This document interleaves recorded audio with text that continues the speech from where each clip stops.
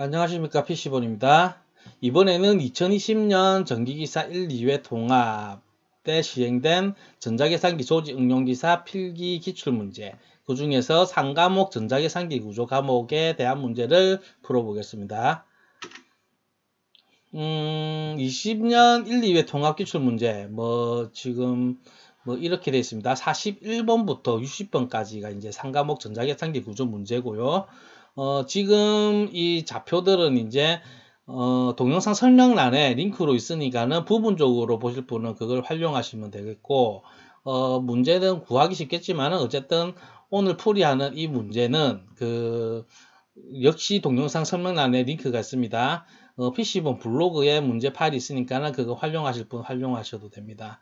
20년 1, 2회에서 문제, 이제 3과목 문제 같은 경우에는 문제가 굉장히 좋습니다. 문제를 이제 그냥 설렁설렁 보지 말고 각각의 문제를 정확하게 이해해서 풀 수 있을 정도가 되면은 실기까지 굉장히 무난하게 풀 수 있습니다. 문제가 되게 좋아요. 그래서 제가 이제 21년 3회보다 지금 20년 1, 2회를 먼저 이렇게 만들게 된 이유가 문제가 훨씬 좋아서 그래요. 되게 좋은 문제들이니까는 정확하게 이해하시면서 풀어 가시길 바랍니다. 그러면 먼저 41번입니다. 산술 시프트에 관한 설명으로 틀린 것은 시프트 연산은 필답형까지도 이제 한 번씩 출제되고 있기 때문에 정확하게 정리해 놓을 필요가 있습니다. 그래서 이제 시프트 연산에 대해서 정리를 한번 할 건데, 이거를 보시기 전에요, 부호화된 이진수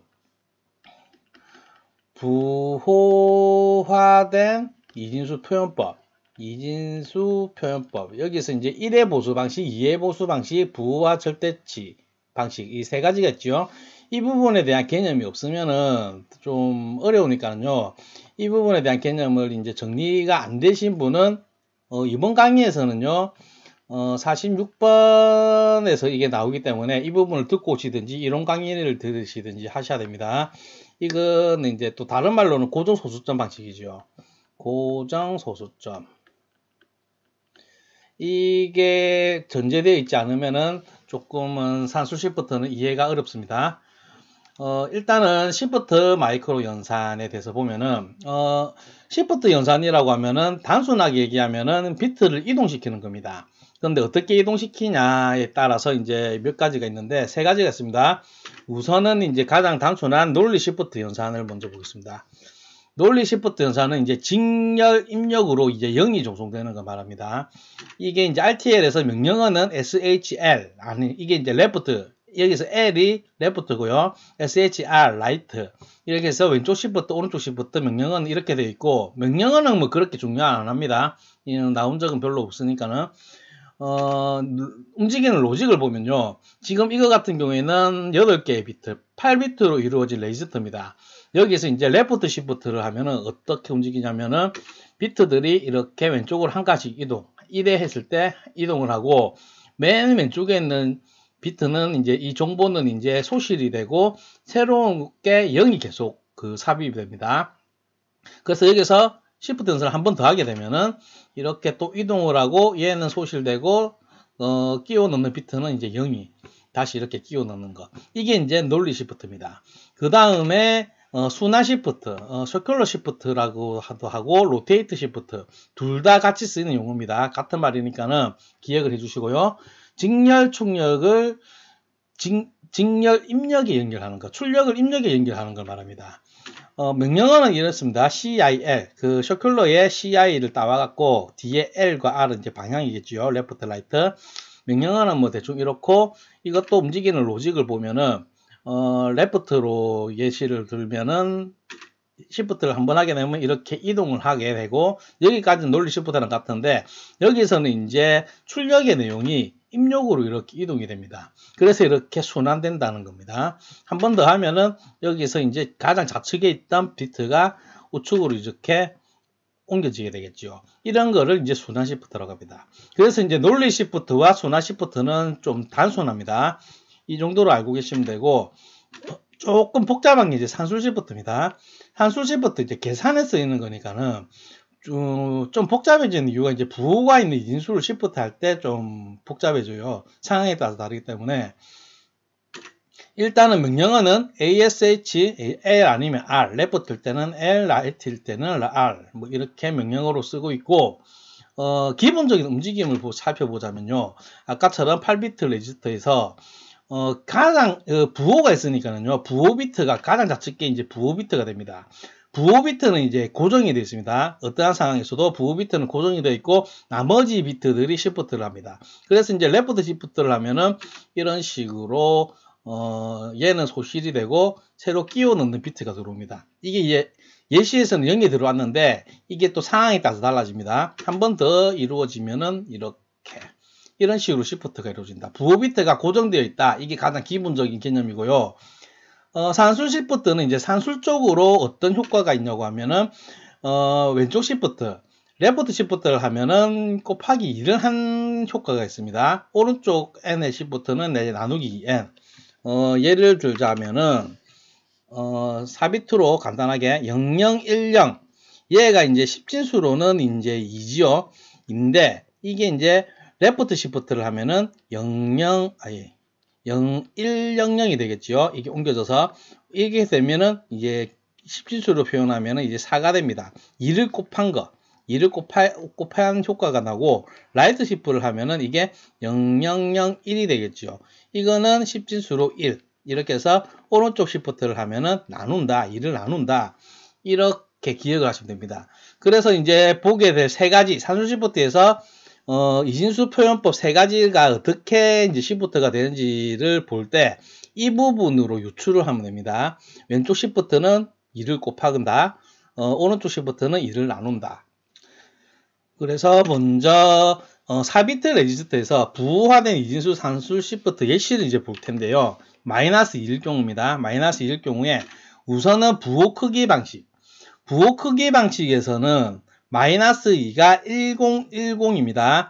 이 부분을 모르시는 분은 아까도 얘기했지만 46번이라든지 지금 부호 표현 방식을 반드시 익히셔야 됩니다. 어쨌든 마이너스 2를 레프트 시프트를 했을 때 1100입니다.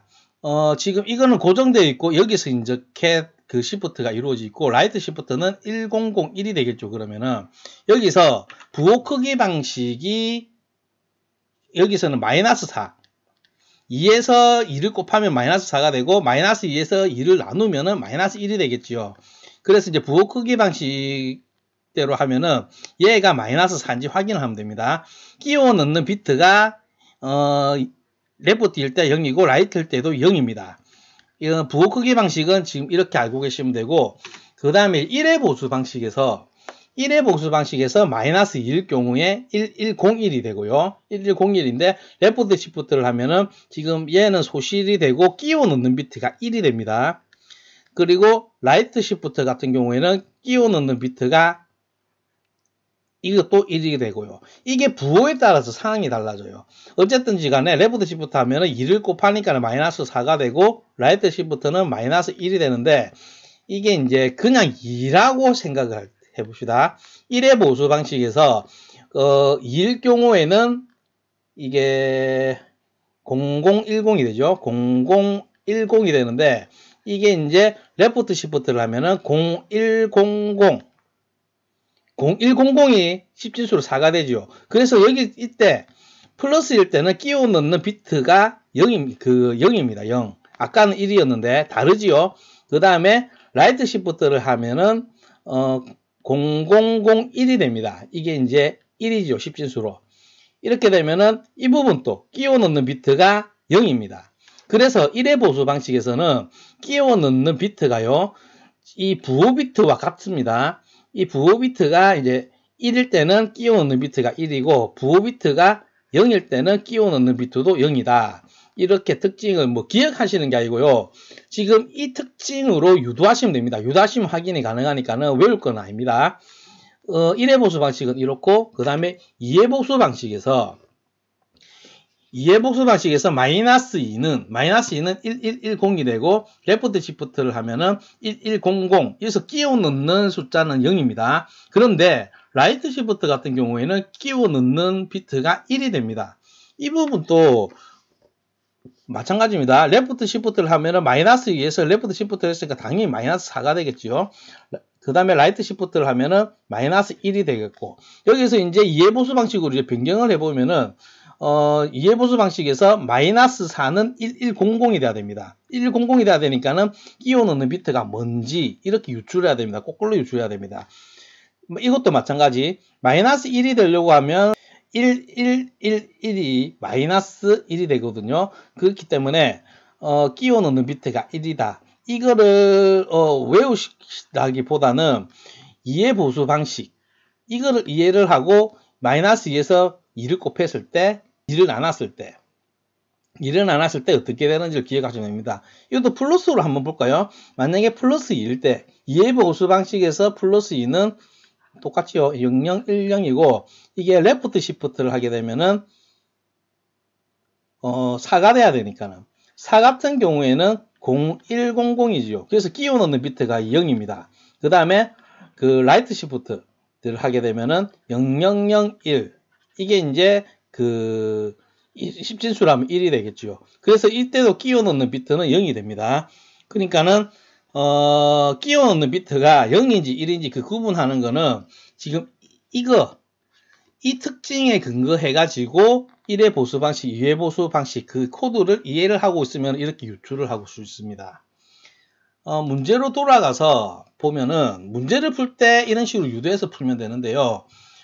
일단 지우고 산술 시프트에 관한 설명으로 틀린 것을 고르는 겁니다. 그러면 한 개씩 보면은 1번 레지스터의 값을 우측으로 시프트 할 때 새로운 입력 비트는 1회 보수, 2회 보수 모두 0이 입력된다. 우측 시프트 할 때 상황에 따라서 다르지요. 아까 전에 봤던 그 1회 보수 방식 같은 경우에는 부호 비트랑 같기 때문에 무조건 0이 되는 건 아닙니다. 그래서 이거는 이제 검증을 안 해봐도 대략적으로 알고 있으면 이게 틀렸다는 걸 알 수가 있습니다. 틀렸고, 그래서 답은 1번이 되겠고요. 그 다음에 2번을 보면은 레지스터의 값을 좌측으로 시프트 할 때 새로운 입력 비트는 1회 보수의 경우는 부호 비트가 입력이 되고 2회 보수의 경우 무조건 0이 입력된다. 자, 시험장에서는 이거 기억이 안 날 테니까는 이럴 때 이제 유도를 하는 겁니다. 보면은 이제 유도를 할 때 양수와 음수 이 두 가지 상황을 모두 다 검증을 해봐야 돼요. 그래서 만약에 2일 경우 0010 이거를 이제 레프트 시프트를 했다. 그러면 이제 4가 나와야 되니까는 0100 이렇게 되겠죠. 그러면 이게 그 4니까는 또 끼워 넣는 비트는 0이네. 지금은 그 이해보수입니다.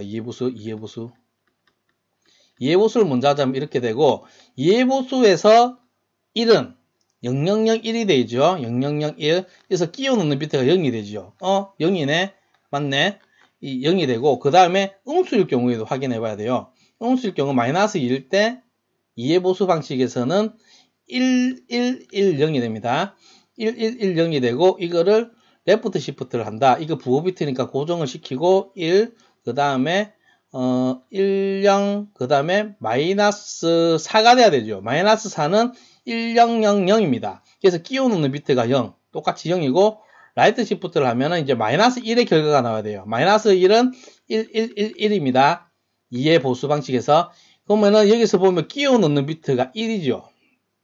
그런데 지금 이게 문제에서는 좌측 시프트만 묻고 있네. 그래서 이건 안 해도 되는데 우측 시프트 할 때는 1이라는 것이고, 그 다음에 또 확인해야 될 게 1의 보수 방식. 1의 보수 방식에서 2는 플러스 2 우측만 보면 되겠네. 0010일 때 우측 시프트를 하면은 0100 이거는 이제 맞고요. 일단은 1의 보수, 2의 보수, 부호화 방식 셋 다 양수 같은 경우에는 다 똑같습니다. 다 똑같기 때문에 쉽게 유추할 수 있는데, 이게 이제 마이너스 2다. 마이너스 2일 경우에 1의 보수에서 마이너스 2는 1101이 됩니다. 1101인데 얘가 이제 좌측 시프트를 했을 때 마이너스 4가 돼야 되겠죠. 그러면 1의 보수 방식에서 마이너스 4는 1100이거든요. 1100이 이렇게 되려고 하면은 끼워 넣는 비트가 0입니다. 그래서 이제 좌측 시프트일 때는 2의 보수 방식이든 1의 보수 방식이든 무조건 0 입력된다. 이게 맞는 말이 됩니다. 맞는 말이 되고, 그 다음에 3번에서 레지스터의 값을 n비트 우측으로 시프트를 하면 2n으로 나누는 효과가 된다. 이거는 이제 모든 상황에서의 공통적인 특징이 되겠죠. 그래서 이제 3번도 그러면은 맞는 답이 됩니다. 맞는 말이 되고, 그 다음에 4번 1의 보수 표현 방식으로 레지스터에 저장된 값이 최상위 비트인 부호 비트와 최하위 비트인 LSB가 서로 다를 때 우측 시프트를 수행하면 잘림 에러가 발생한다. 이거는 이제 잘림 에러라고도 표현을 하고 있는데, 이게 바로 그겁니다. 그 오버플로우입니다. 오버플로우. 오버플로우란 이제 표현 범위를 넘어선 거죠. 오버플로우. 한번 해보면 됩니다. 이것도. 그런데 여기서 나오는 용어를 좀 보면은 LSB 같은 경우에는 지금 이게 리스트, LAST, 그 다음에 significant, 그 다음에 B는 비트. 얘의 약자입니다. 그래서 이제 가장 오른쪽에 있는 비트를 말합니다. 일단은 보통 이렇게 가로로 넓혀놓고 이 최좌측을 부호 비트로 말하고 이렇게 하고 있는데, 이걸 뭐 세로 세우고 이럴 수도 있으니까는 헷갈리니까는 이렇게 LSB로 표현하고 있고, 최상위 비트는 보통 최상위 비트는 문제에서는 안 나왔는데 MSB라고 표현하고 있습니다. MSB. 얘는 뭐의 약자냐면은 가장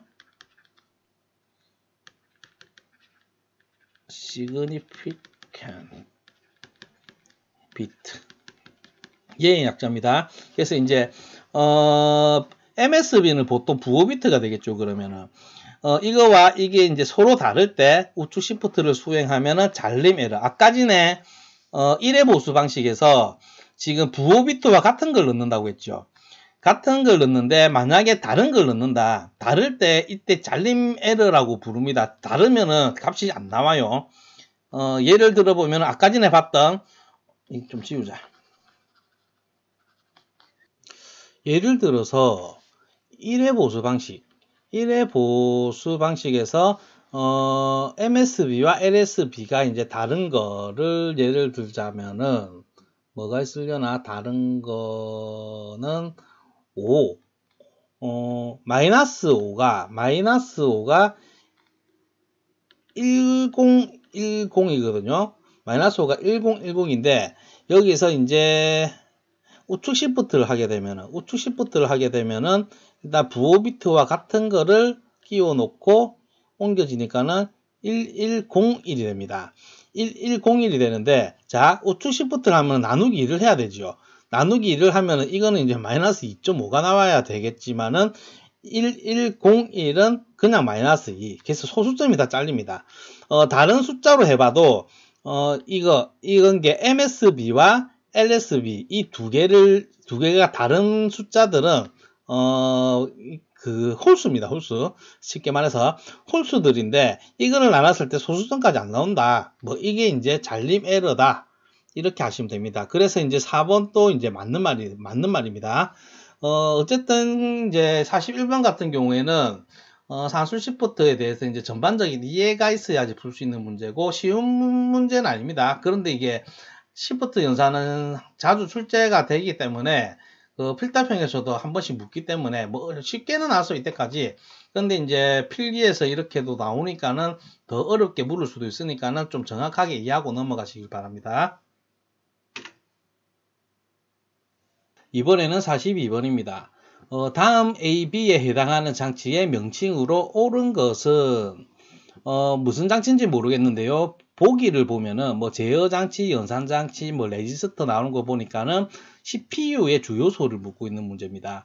그래서 이제 CPU의 주요소를 한번 보면요. 풋노이만 구조에서 CPU의 주요소, 3대 요소는 컨트롤, 이게 제어장치가 되겠고요. 제어장치가 있겠고, 그 다음에 아리스메틱 로직 유닛은 이제 간단하게 ALU, 직역을 하면은 이제 산술 논리 장치라고 전공서적에서 얘기할 때도 있고, 더 간단하게 연산 장치라고도 부르면 됩니다. 계산하는 장치죠, 한마디로. 뭐 지금 문제에서는 연산장치라고 표현하고 있습니다. 그 다음에 이거는 이제 레지스터. 이게 이제 CPU의 주된 3대 요소입니다. 그래서 한번 살펴보면은 제어 장치는요, 뭘 제어하냐? 프로그램의 순서, 프로그램의 이제 실행 순서를 담당하고 있습니다. 실행 순서. 이게 주된 그겁니다. 주된 그건데, 이제 인터럽트도 이제 제어 장치에서 담당하고 있는데, 인터럽트도 결국에는 실행 순서를 말해요. 인터럽트가 발생을 하면은 이제 인터럽트를 처리할 곳으로 이제 분기를 시키니까는, 분기도 어차피 이제 순서에 관련된 거고, 어쨌든 저 제어 장치에서 주된 그 목표는 목표가 아니고 주된 임무는 프로그램 실행 순서를 관장하고 있고, 그 다음에 ALU 연산 장치는 말 그대로 이제 연산입니다. 연산인데 단순한 산술장 연산도 있고요. 단순한 그 덧셈 뺄셈 같은 산술 연산도 있지만은 논리 연산도 있죠. 참 거짓을 판별하는 AND, OR, NOT 게이트 이런 거. 그 다음에 이제 레지스터는 이제 기억을 담당하고 있죠. 연산 과정에서 하는. 그런데 2021년 3회 21년 3회 문제에서 3회의 필답형 문제에서 특이하게 CPU의 주요소를 물으면서 이제 4가지로 나온 게 있어요. 4가지로 나온 게 있는데, 지금 그 중에 3가지는 당연히 제어 장치와 연산 장치, 레지스터 셋, 이렇게 4가지가 됐는데, 나머지 하나는 뭐냐면 바로 이 라인들입니다. 이게 이제 시스템 버스입니다. 시스템 버스. 그냥 버스라고 해도 될지 안 될지는 잘 모르겠습니다. 버스는 조금, 뭐라 해야 되나, 표현이 좀 포괄적이거든요. 전송 방식에서 버스는 여러 군데서 쓰이기 때문에 버스라고 해도 마땅 해줄지는 모르겠지만은 어쨌든 시스템 버스가 있고, 참고 삼아서 시스템 버스도 이제 대표적으로 3가지로 구성이 되어 있습니다. 먼저 하나는 이제 주소, 어드레스 라인이 있고요. 주소 정보를 전송하는. 그 다음에 하나는 제어 신호를 전송하는 제어 컨트롤 라인이 있고, 그 다음에 그 데이터. 이게 이제 시스템 버스 3대 요소입니다. 시스템 버스 3대 요소고, CPU의 주 요소는 방금 얘기한 컨트롤 장치, 그 제어 장치, 연산 장치, 레지스터, 이렇게 3가지. 4가지라고 한다 하면은, 시스템 버스를 추가할 수가 있고, 시스템 버스는 또 이 3가지로. 이거 자주 나왔습니다. 이것도. 객관식으로도 나오고, 필답형에도 나왔습니다. 객관식으로 내기 좋잖아요. 3개니까는 이상한 거 한 개 추가해서 이 중에서 아닌 것은 이런 문제로도 실제로 나왔습니다. 그래서 다시 문제로 돌아가서 보면은, A, B에서 옳은 것을 찾는 거니까 A는 여러 가지 형태에 따른 기본적인 마이크로 동작을 수행하도록 설계한다. 마이크로 동작이란 말이 마이크로 연산, 말 그대로 이제 산술 논리 장치, 연산 장치를 말하고 있습니다. 그래서 이제 연산 장치, A가 연산 장치인 것은 2번. 하나로 답이 나오네. 2번에만 연산 장치니까는 연산 장치고, B도 읽어보면은 기본적인 연산이 아닌 다른 연산은 필요한데 마이크로 동작의 순서, 프로그램의 이제 실행 순서를 이제 관장하는 거죠. 그래서 이거는 이제 제어 장치. 그래서 답은 2번. 컴퓨터 구조의 가장 기본적인 내용입니다. 이번에는 43번입니다. 파이프라인 프로세서에 대한 설명으로 가장 옳은 것은 파이프라인 문제인데, 파이프라인 문제 치고는 이제 굉장히 쉽습니다. 먼저 파이프라인이 뭔지 대충 살펴보고 가면요. 파이프라인은 이제 병렬 구조에서의 기본적인 내용입니다. 파이프라인은 하나의 프로세서를 서로 다른 기능을 가진 여러 개의 서브 프로세서로 나눠가지고 각 프로세서가 동시에 서로 다른 데이터를 취급하도록 하는 기법입니다. 그래서 이제 이게 이제 구성이 되는 그 도식화된 걸 보면은 이게 입력이 들어가면은 이게 이제 S가 세그먼트의 S고요. R은 레지스터의 R입니다. 처리를 하고 R1에 저장이 되고 R1의 내용을 S2에서 처리를 하고 R2로 넘기고 이래 하는 과정에 클럭으로 이제 이렇게 각각 묶여 있다는 말은 이게 이제 동기화되었단 말이죠. 이거를 S2가 실행이 되고 있을 때 S1에서는 또 다른 걸 처리합니다. 이런 식으로 이렇게 세그먼트별로 처리를 되는 게 이제 파이프라인이 그 메커니즘이고요. 좀 더 구체적으로 살펴보면은 이런 연산이 있다. 이런 연속적인 연산. 이게 이제 순열이죠. i는 이제 1부터 7까지고 a 곱하기 b 여기서 플러스 c 이거의 값을 이제 이 순열의 자료 순서대로 계속 연속적으로 처리를 하려고 하면은 먼저 이제 여기서 보면 세그먼트 1에서는요 여기 A와 B를 그냥 로딩을 한 겁니다. 레지스터 R1과 R2. 아까 전에 이거를 보면은 여기 R1, R2에 이제 데이터를 이제 읽어 드리는 걸 말하지요. 그게 이제 첫 번째 이 세그먼트에서 해야 되는 일이고요. 그 다음에 그러면 처음에 A1, B1 이제 로딩이 되겠죠. 그 첫 번째 CPU 클럭에서 로딩이 된 후에 두 번째 클럭이 발생하면은 R1, R2에 있는 값을 곱한 값을 R3에 넣습니다. 그러니까는 여기 첫 번째 클럭에서 A1과 B1을 불러들였으니까 이 R1, R2에 있는 내용의 값을 이용해서 이거의 곱을 R3에 저장을 합니다. 그와 동시에 CI에는 이제 그 CI, 그러니까 C1이 되겠지요. C1의 내용을 R4 레지스터에 로딩을 합니다. 이렇게 되고, 이거 하는과 동시에, 병렬 처리니까, 동시에, 이 순열식의 그 다음 자료, A2, B2를 이제 로딩을 하게 됩니다. 동시에. 그 다음에 이제, R5, 그 다음에 이제 클럭 3에서는 지금 여기 R3에 있는 것과 그 다음에 R4에 있는 것들, 이거의 합을 이렇게 R5에 이렇게 저장을 하고 있습니다. 그 사이에 이제 세그먼트 2에서는 그 이전에 A2, B2의 곱과 그 다음에 C2를 로딩을 하는 과정을 거치고 그 다음에 세그먼트 1에서는 A3과 B3 이것들을 이제 로딩을 하고 있죠. 이렇게 해서 이제 하나의 CPU가 세그먼트 1에서는 계속 이걸 담당하고 있고, 그 다음에 이걸 담당하고 있고, 이런 식으로 처리하는 게 이제 파이프라인입니다. 파이프라인이 대략적인 구조는 이렇게 되고, 방금 봤듯이 이제 몇 번의 클럭이 필요한지 계산하는 거는 공식도 있지만은요, 이 구조를 알고 이렇게 유추해서 몇 개 쓰다 보면 이제 계산이 됩니다. 그 공식 같은 거 알 필요는 없고요. 문제에서는 이제 계산 문제는 아니니까, 이번 문제에서는. 그래서 문제로 돌아가서 다시 보면은, 파이프라인 프로세서에 대한 설명으로 가장 옳은 것은이라고 말하고 있습니다. 일단 1번 보면은 2개 이상의 명령어를 동시에 수행할 수 있는 프로세서에서 1번은 너무 조금은 거시적인 표현이긴 하지만은 맞는 말입니다. 파이프라인은 이제 병렬 처리의 기본이니까는 당연히 병렬 처리는 여러 개의 명령을 동시에 수행하는 거니까는 그 1번이 이제 답이 될 것 같고요. 가장 옳은 거니까 애매하게 묻고 있죠. 그래서 나머지도 다 읽어봐야 됩니다. 그 다음 마이크로 프로그램에 의한 프로세서. 마이크로 프로그램의 반대말은 이제 하드와이어드 방식이죠. 하드와이어드 방식이고 대부분 보면은 그 옛날에 하드와이어드 방식에서 병렬 처리를 이제 구현을 할 수 있겠죠. 굉장히 복잡해지겠죠. 그래서 이제 이게 굳이 이게 맞다 틀렸다 논할 건 아닙니다. 마이크로 프로그램에서 병렬 처리가 되는 게 있고 안 되는 것도 있고 이건 알 수 없으니까는 너무 이제 거시적이고요. 답이 되긴 좀 어려울 것 같고, 그 다음에 버블 메모리 같은 경우에는 굉장히 생뚱맞은 거예요. 이건 기포를 이용한 이제 메모리 소자를 말하는데 전혀 관계없는 말입니다. 이건 전혀 관계없는 말이고, 그 다음에 컨트롤 메모리는 이거는 이제 아까 전에 CPU 구조에서 제어 장치가 사용하고 있는 메모리를 이제 컨트롤 메모리라고 합니다. 그 제어 장치를 좀 더 세부적으로 살피면은, 그래서 이거부터 조금은 파이프라인과 좀 관계가 없는, 좀 관계가 없습니다. 너무 거시적인 말입니다. 그래서 이제 43번의 답은 이제 1번이 되겠습니다.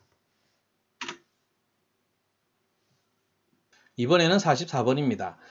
상대 주소 지적 방식을 사용하는 컴퓨터에서 PC, 프로그램 카운터의 값이 얘고 변이 값이 얘라면 실제 데이터가 들어있는 메모리 주소는 얼마인가? 상대 주소 지정 방식으로 이제 실제로 이제 유효 주소를 찾는 거죠. 유효 주소를 찾는 건데 나온 김에 주소 지정 방식은 굉장히 중요하기 때문에 주소 지정 방식을 이제 전체적으로 보면요. 지금 여기서 이제 예시로 들 것 부분에서 이건 이제 레지스터들이고, 레지스터들에서 이제 첫 번째 거 PC, 이게 이제 프로그램 카운터가 되겠죠. 프로그램 카운터고, 지금 이거는 이제 그냥 레지스터, R1이라는 레지스터고, XR은 이제 인덱스 레지스터입니다. DEX, 인덱스 레지스터. 그 다음에 이거는 이제 누상기가 되겠고요. 누산지가 있고, 지금 메모리에는 지금 이렇게 있고, 지금 명령어가 200번지, 201번지에 걸쳐서 이제 이렇게 명령어가 있습니다. 로드 명령어가 있습니다. 명령어를 잠깐 보면은, 로드 to AC. 지금 이게 이제 오퍼랜드 부분이 500입니다. 그래서 이제 LOAD 500 뭐 이런 정도의 명령어가 지금 이렇게 있다고 보시면 되고, 이제 이게 이제 모드가 어떤 거냐에 따라서 이게 정의가 되어 있는데, 지금 어드레싱 모드, 주소 지정 방식, 있고, 이제 이펙티브 어드레스는 이제 유효 주소를 말합니다. 실제로 처리할 데이터가 있는 그거지요. 장소지요. 유효 주소. 유효 주소는 각 주소 지정 방식에서 어떻다. 그 다음에 컨텐츠 오브 AC, 누상기의 이제 컨텐츠, 말 그대로 이제 값입니다. 값. 처리할 데이터가 있는 이제 값이 있는 부분인데, 먼저 다이렉트 어드레스, 이거의 이제 직접 주소 지정 방식이죠. 직접 주소 지정 방식을 보면은, 직접 주소 지정 방식 말 그대로, 지금 오퍼랜드, 이 500이요, 직접적인 유효 주소란 말입니다. 그게 이제 직접 주소 방식입니다. 500이고, 그러면 데이터는 어디 있냐? 이게 이제 유효 주소가 가리키는 곳에 있는, 여기가 이제 값이 되겠죠. 이게 이제 값이 되고, 그 다음에 immediate 오퍼랜드, 이거는 이제 즉시나 즉시 이렇게 해석이 되고 있고, 즉시 주소 지정 방식에서는 이제 이 500 이 자체가 값입니다. 이 값이고, 유효 주소는 지금 얘가 위치하고 있는 곳 201, 여기가 이제 유효 주소가 되겠죠. 이게 이제 즉시 주소 지정 방식, 아니면 즉시 주소 지정 방식. 그 다음에 indirect addressing. 이거 같은 경우에는 이제 간접 주소 지정 방식이죠. 간접 주소 지정 방식. 간접 주소 지정 방식은 이게 이제 실제로 유효 주소다 이거 값다 이고, 이게 이제 실제 유효 주소를 가리키는 주소를 가리킵니다. 말이 이상하네. 이게 유효 주소가 있는 곳의 주소입니다. 그러니까는 500으로 가면은 500에 있는 이 800은요, 값이 아니라 이게 유효 주소란 말입니다. 유효 주소. 그 C 언어에서 포인터 개념을 생각하시면 됩니다. 이 유효 주소가 이제 800이고, 실제로 처리하는 데이터는 이 유효 주소가 가리키는 800에 있는 300. 얘가 이제 유효 주소가 됩니다. 그 다음에 relative address. 이게 이제 지금 문제에서 사용되는 상대 주소 지정 방식이죠. 상대 주소 지정 방식은 지금 프로그램 카운터 값과 연관이 있습니다. 프로그램 카운터는 지금 이 명령어를 읽어 드리고 나면은 프로그램 카운터를 읽을 때마다 증가하니까는 상태가 202가 됩니다. 프로그램 카운터는 202가 되고, 이 오퍼랜드 값과 더합니다. 이 두 개를 더하면은 702가 되죠. 702가 이제 그 유효 주소가 됩니다. 유효 주소가 되고, 그 다음에 직접 처리하는 데이터는 이 유효 주소가 있는 325가 이제 그 상대 주소 방식에서는 직접 처리한 데이터가 되겠고, 그 다음에 인덱스 어드레스는 그 간단합니다. 그 인덱스 레지스터가 100이잖아요. 이 100이 있고, 지금 이 오퍼랜드 값과 그냥 더해주면 됩니다. 그러면 이제 600이죠. 600이고, 600이 가리키는 곳에 있는 값 900이 지금 실제로 처리하는 데이터가 됩니다. 그 다음에 뭐 레지스터는 이제 레지스터에 있는 값을 참고하는 거고, 뭐 이렇게 쭉 그렇게 많이 다루진 않습니다. 이 밑에 거는. 이 위에 부분은 확실하게 익혀 두셔야 됩니다. 이거는 3과목, 5과목, 그 다음 필답형 쭉쭉쭉 필답형에서 무조건 나옵니다. 그래서 이제 꼭 익혀 두시고요. 문제로 돌아가서 보면은 지금 상대 주소 지정 방식이니까는 프로그램 카운터 값 이제 이렇게 주어졌고, 변이값은 방금 본 그 오퍼랜드를 말합니다. 그 1주소 명령일 때 명령어가 뭐가 있든지 간에 뭐 로드다 치면은 로드하고 여기 있는 오퍼랜드 이건데, 이거 값 프로그램 카운터 값을 더해줘야 되죠. 그래서 이제 PC의 값이 16진수로 EFA 그 다음에 50 16진수고, 플러스 그 다음에 더해주는 값은 얘가 되겠지요. 0B 16진수. 이거를 계산하면 됩니다. 뭐 이럴 때는 계산기 쓰면 굉장히 간편하게 풀 수 있죠. 그럼 계산기로 간단하게 계산을 해보면은, 먼저 이제 계산기를 켜고 이제 16진수 연산할 거니까는 모드를 누르고 베이스 모드로 가서 16진수 헥사를 눌러주고요. 지금 계산해야 되는 게 EF A EFA50 플러스 0B 이렇게 하면은 이제 답이 EFA5B가 되겠죠. EFA5B는 지금 보면은 여기 4번에 이제 EFA5B 이렇게 간단하게 계산기를 쓰면은 이렇게 간단하게 풀 수 있는 문제입니다.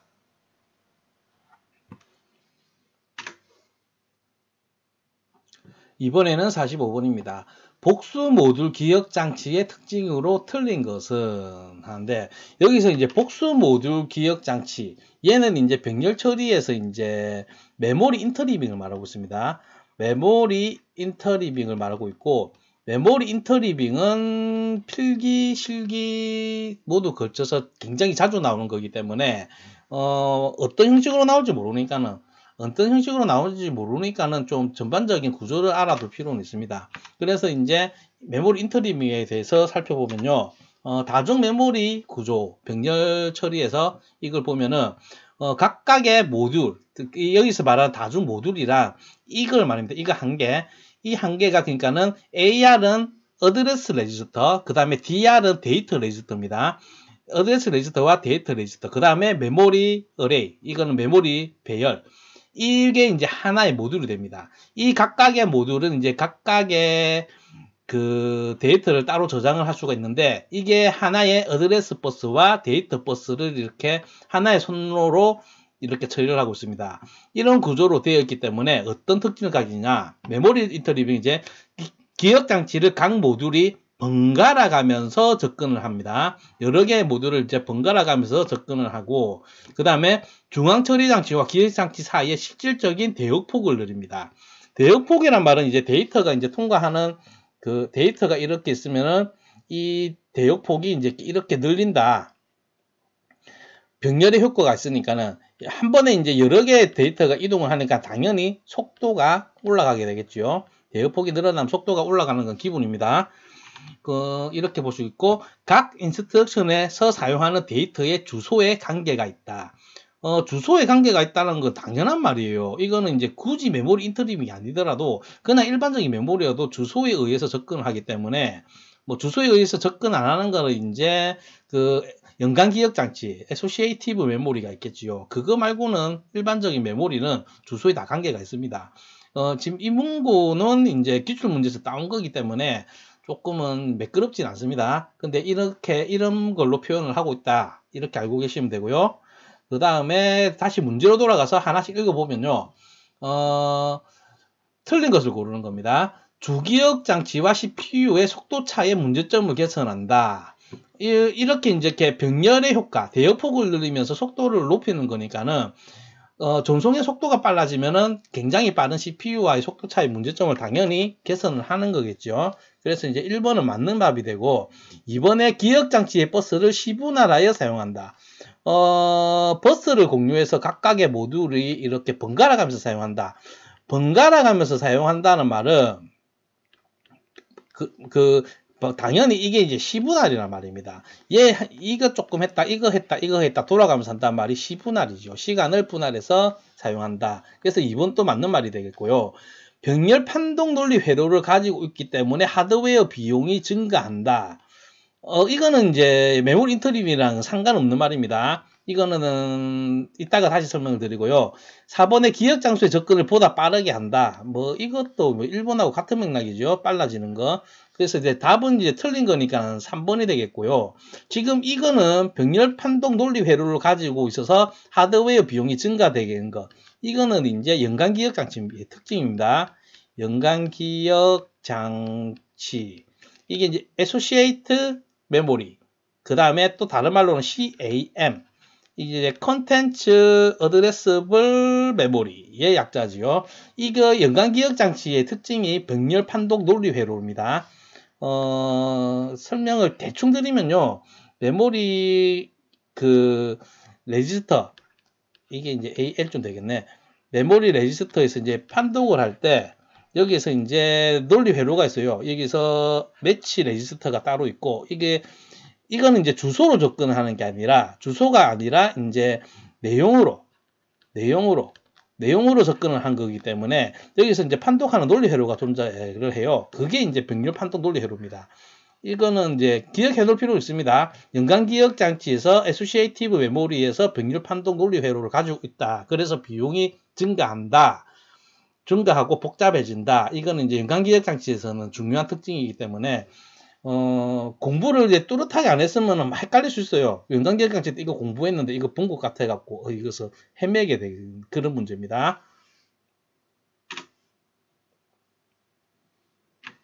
이번에는 46번입니다.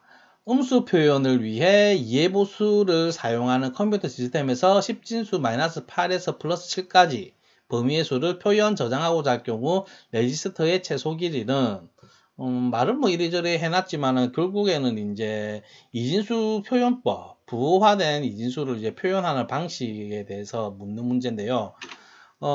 일단은 뭐 이게 다 할 필요는 없지만은 굉장히 중요한 부분이기 때문에 고정소수점 방식은 전자계산기 조직 응용기사에서 굉장히 중요한 개념입니다. 여러 가지 형태로 나오고 있기 때문에 정확하게 알고 가셔야 됩니다. 부호화된 이진수는 일단은 하드웨어의 특성상 컴퓨터는 모든 값을 이진수로 사용해야 되니까는 보통 숫자의 가장 왼쪽에 있는 비트를 부호로 나타냅니다.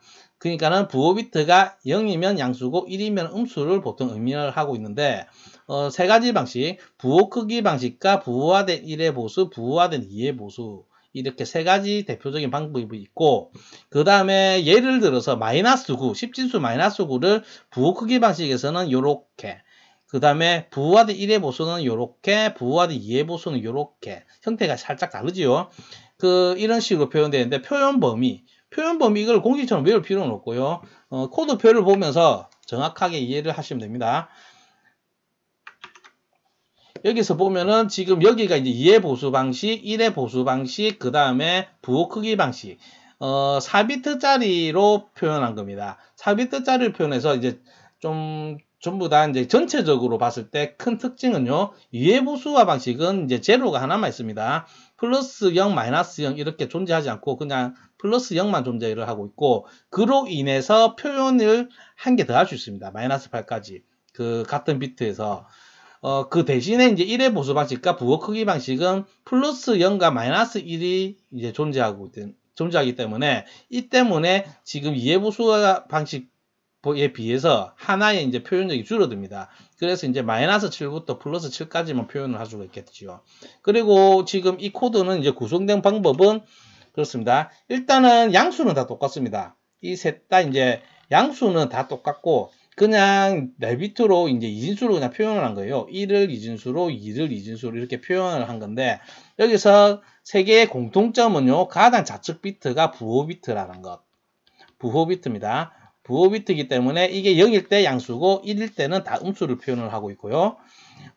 변경하는 방법은 일단은 2의 보수부터 보면은 이거를 이제 보수화 시키는 겁니다. 2의 보수화 방식으로 변경을 하면은 처음에 1에서 1을 빼고 한번 뺀 후에는 계속 1을 빼지요. 그럼 111이 되겠지요. 그 다음에 부호 비트는 1을 붙여주고 마이너스니까는 이게 이제 -1이 되는 겁니다. 이런 식으로. 그 다음에 그러면 1의 보수화 방식은 같은 방식입니다. 얘 이제 1의 보수를 구하는 겁니다. 그러면은 처음부터 1을 빼지요. 그러면 0, 1, 1, 1 이렇게 되니까는 이게 이제 -1로 변경을 할 때 1의 보수를 시키면은 1, 1, 1, 0 이렇게 변경이 되는 겁니다. 그 다음에 부호 크기 방식은 단순합니다. 똑같습니다. 똑같고 그냥 부호 비트만 변경을 합니다. 이런 식으로. 예를 들어서 5 같은 경우에 101 여기서 이것만 바꿔주면은 -5 같은 경우에는 101 이런 방식입니다. 이런 방식이기 때문에 이 코드표를 이해를 하고 계시면은 아까 방금 같은 이 표현 범위는 당연하죠. 표현 범위는 지금 여기서 보면은 부호화된 이해 보수 같은 경우에는 제로가 이제 하나만 존재하니까는 플러스 0만 존재하니까는 지금 얘네들보다 표현 범위 하나 더 많습니다. 이 마이너스 쪽에서 -1을 했으니까는 이제 그 표현력이 이제 하나가 더 많다란 말이죠. 그래서 방금 본 예시에서 4비트였으니까는 4비트의 경우에 이 n-1, 이 n이 이제 비트 수거든요. 비트 수니까는 방금 본 4비트를 대입을 해보면은 마이너스 2의 삼성 플러스 1 이거 하면 248 마이너스 8에서 1을 더하면은 마이너스 7이 되겠죠. 그래서 마이너스 7에서 이거는 이제 8 빼기 1, 7. 지금 이 부호 크기 방식과 부호와드 1의 방식은 범위가 4비트의 경우 이렇게 되고, 그렇게 되면은 이해보수화 방식에서는 마이너스 7에서 마이너스 8까지 그래서 표현력이 하나가 더 많다. 이렇게 알고 계시면 됩니다. 그러면 다시 문제로 돌아와서요. 문제로 돌아와서 음수 표현을 위해 이해보수를 사용하는 컴퓨터에서 마이너스 8에서 7까지 라고 하니까는 이거를 이제 표현하고 저장하고자 할 경우 레지스터의 최소 길이는 일단은 이해보수는 1해보수도 모든 걸 떠나서 상식적으로도 생각을 해도 마이너스 8부터 플러스 7까지 이렇게 표현을 하려고 하면은 이게 총 몇 가지입니까? 0에서 7까지 8개, 마이너스 1에서 8까지 8개, 총 16개가 필요하지요. 16개가 필요하니까는 16개는 2의 4성이니까는 4비트가 필요하죠. 레지스트에서 이제 4비트 이렇게 풀어도 됩니다. 이렇게 풀어도 되고, 방금 이해보수 방식에서 보면은 예시 자체가 이제 4비트였기 때문에 그 부분에서 보면은 이제 이게 이제 부호 비트고 나머지 비트가 이제 3개의 비트로 되어 있죠. 부호 비트를 제외하고 얘가 표현할 수 있는 게 그 양수 같은 경우에는 이제 0에서 7까지고, 얘 음수 같은 경우에 얘가 이제 0일 때고 이게 1일 때는 이 3개의 비트가 표현을 하는 게 마이너스 1부터 마이너스 8까지 이렇게 되겠죠. 어쨌든 간에 4개의 비트다. 최소 필요한 거. 최소 길이는 레지스터의 최소 길이. 말 그대로 이제 몇 비트냐 이걸 묻는 겁니다. 그래서 이제 답은 이번 어렵지 않게 풀 수 있는 문제입니다. 쉬운 문제인데 그 공부하는 김에 이 부분은 다양한 형태로 문제가 나오기 때문에, 그리고 아까 앞서 41번에서 시프트 연산 때 내가 이 개념을 꼭 알아야 된다고 했잖아요. 그리고 이 시언어하고도 연계해서 더 문제가 출제하고 있기 때문에 기초적인 부분을 정확하게 이해하고 넘어가시기 바랍니다. 이번에는 47번입니다. 10진수 마이너스 456을 팩 형식으로 표현한 것은 10진형을 표현할 때 팩 형식과 언팩 형식을 모르면은 뭐 풀 수 없는 문제죠. 이제 팩 형식과 언팩 형식을 한번 보면요. 간단합니다. 10진형 표현 방식에서 이제 팩 10진 형식과 언팩 10진 형식이 있는데, 일단은 기본적으로 둘 다 이제 BCD 코드를 사용하고 있습니다. BCD 코드를 모르면 또 말짱 도루묵이죠. BCD 코드는 숫자를 나타낼 때 한 자리당 4비트를 사용해서 표현합니다. 예를 들어서 10진수 123을 그 BCD로 나타낸다. 그러면 이제 1 부분이 4비트로 나타내면은 0001이 되겠죠. 2 같은 경우에는 0010이 되겠고, 3 같은 경우에는 0011 이렇게 표현을 하는 게 BCD 코드입니다. 그런데 최우측 4비트를 또 붙여가지고 부호 표현에 사용을 하는 것입니다. 양수일 때는 1100, 음수일 때는 1101을 그냥 붙여주면 됩니다. 그러니까 이 BCD 코드에서 4비트 여기를 추가를 하는 겁니다. 여기에 이게 지금 123은 양수니까는 1100 이게 이제 팩 형식입니다. 팩 10진 형식이 이것만 추가를 하면 됩니다. 부호 비트를 이제 양수일 때 1100, 음수일 때 1101이라는 거. 이게 이제 팩 형식이고, 언팩 형식은요, 한 자리 표현하기에서 8비트를 사용하고 있는데, 종 영역과 그 BCD를 사용하는 겁니다. 그래서, 방금 본 이 123을 예를 든다면은, 이거를 이제 각각에 끼워 넣는 거예요. 그러니까는 다시 123을요, BCD 코드로 나타냈을 때, 0001 100, 그 다음에 0010, 그 다음에 123, 0011, 보기 좋게 위에 적어 놓을게요. 123, 이렇게 되는데, 여기서 뭘 추가하냐? 종 영역. 이 종 영역이 콩글리시인데 존이 영역이거든요. 어쨌든 존 부분을 추가를 하는 건데 무조건 1111입니다. 무조건 1111을 추가를 하는데 단 최우측, 그러니까 여기가 되겠죠. 여기 이 최우측에는 뭘 넣냐? 부호를 넣는데 양수일 때 1100, 음수일 때 1101을 넣는 겁니다. 여기서 01 양수니까 1100. 이게 이제 언팩 10진 형식이 이렇게 됩니다. 간단합니다. BCD 코드만 알면은 이제 이렇게 변경을 할 수 있고, 문제에서 보면은 10진수 마이너스 456 이거를 팩 형식으로 바꾸면은 마이너스 456이라고 하면은 이거를 이제 변경을 하면은 4는 이진수로 0100이 되겠죠. 1, 2, 4 0100이 되고 5는 0101 1, 4 이게 5가 되고, 그 다음에 6은 여기서 1을 더한 0110 이렇게 되겠고, 그 다음에 음수니까는 여기에 그 부호를 나타내는 비트를 추가를 하겠죠. 음수일 때는 1101 이렇게 표현이 됩니다. 그러면은 얘기를 팩 형식으로 표현을 하게 됩니다. 이거를 팩 형식으로 표현을 한 게 이건데, 이거를 지금 보기에서 보면 다 16진수로 표현하고 있습니다. 그래서 16진수로 얘를 변경을 하면 됩니다.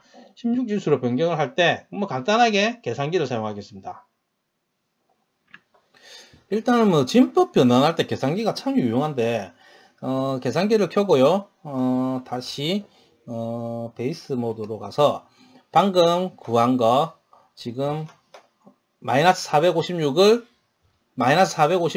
여기 보면은 그 팩 형식으로 변경된 이 부분을 그대로 입력을 하겠습니다. 이진수니까 이게 바이너리로 바꿔서 0100 그 다음에 0101 그 다음에 0110 그 다음에 1101 이게 이제 팩 형식으로 마이너스 456이지요.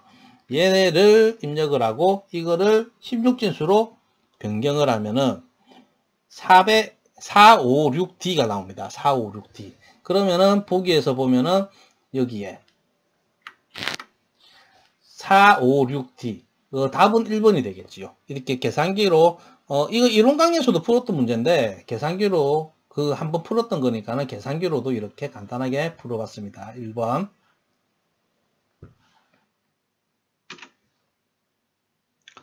이번에는 48번입니다. 중앙처리장치와 기역장치 사이의 실질적인 대역폭을 늘리기 위한 방법으로 가장 옳은 것은, 아까 45번 때 설명한 메모리 인터립이 이제 특징이죠. 이게 대역폭을 늘린다. 병렬 구조니까는, 병렬 처리 방식이니까는, 답은 어렵지 않게 특징을 알고 있으면 이제 1번이 되겠고요. 나머지 것 보면은 자기 테이프 기억장치, 가상 기억장치, 폴링 방법 뭐 이렇게 있는데, 이런 문제, 만약에 이제 이런 게 이제 내가 모르는 게 이런 식으로 나왔다 하면은 이런 걸 어떻게 접근했냐 보면은 컴퓨터 구조를 이제 개괄적으로 이렇게 나열을 해보면 영역별로, 그러니까 단원을 쓴다 치면은 우리가 배우는 부분이 컴퓨터 구조에서는 크게 이제 CPU가 있고요. CPU가 있겠고, 그 다음에 주기억장치가 있습니다. 주기억장치가 있고, 그 다음에 이게 어떻게 뭐 이렇게 뭐 자료를 주고받나 뭐 이런 게 되는 거고, 그 다음이 이제 외부장치. 이건 명칭이 되게 다양한데요. 외부장치라고도 하고, 입출력장치라고도 하고요. 입출력. 액세서리 디바이스 뭐 이렇게도 부르기도 하고 한데, 일단은 보조기억장치는요. 보조기억장치는 이제 컴퓨터 구조의 관점에서는 이게 외부 장치에 속합니다. 외부 장치에 속하고, 컴퓨터 구조에서 기억장치라고 하면은 보통 주기억장치, 램과 롬을 얘기합니다. 그래서 하드디스크, 여기 나오는 자기 테이프라든지 이런 거 다 외부 장치에 속하고, 지금 여기서 이제 인터페이스에 따라서 그 자료를 이제 종송을 하고 있죠. 보통 주기억장치와 이제 직접적으로 얘기를 하는데, 여기서 또 많은 이론들이 존재를 하고, 이런 큰 영역이 그러니까 딱 세 개입니다. CPU와 기억장치와 외부장치 이렇게 나뉘는데, 지금 만약에 이 문제 같은 경우에는 뭐 유명한 문제기도 하고 쉬운 문제긴 한데, 내가 모른다. 내가 모를 때 이게 보기 4개 중에서 이거를 분류를 해보시면요. 메모리 인터리빙은 당연히 CPU와 주기억장치, 지금 이 영역에서 얘기를 하고 있는데, 자기 테이프 같은 경우에는 지금 여기 외부장치에 속하죠. 그 다음에 가상기억장치. 가상기억장치는 지금 주기억장치, 보조기억장치를 주기억장치처럼 사용을 하는 거지요. 그래서 이것도 외부장치와 관계가 있습니다. 외부장치. 그 다음에 폴링 같은 경우에는 이게 이제 우선순위 인터럽트지요. 우선순위 인터럽트 방식이 한가한데, 인터럽트. 자, 우선순위 인터럽트가 뭐냐? 바로 이 인터페이스에서 이제 외부 장치에 이제 우선순위 인터럽트를 외부 장치와 통신을 할 때는 이렇게 그 작동하는 가운데서 이제 인터럽트를 걸고 자료를 주고받거든요. 그래서 이제 뭘 우선적으로 하냐? 그 방식에서 이제 소프트웨어적으로 해결하는 거. 소프트웨어적으로 해결하는 게 이제 폴링입니다.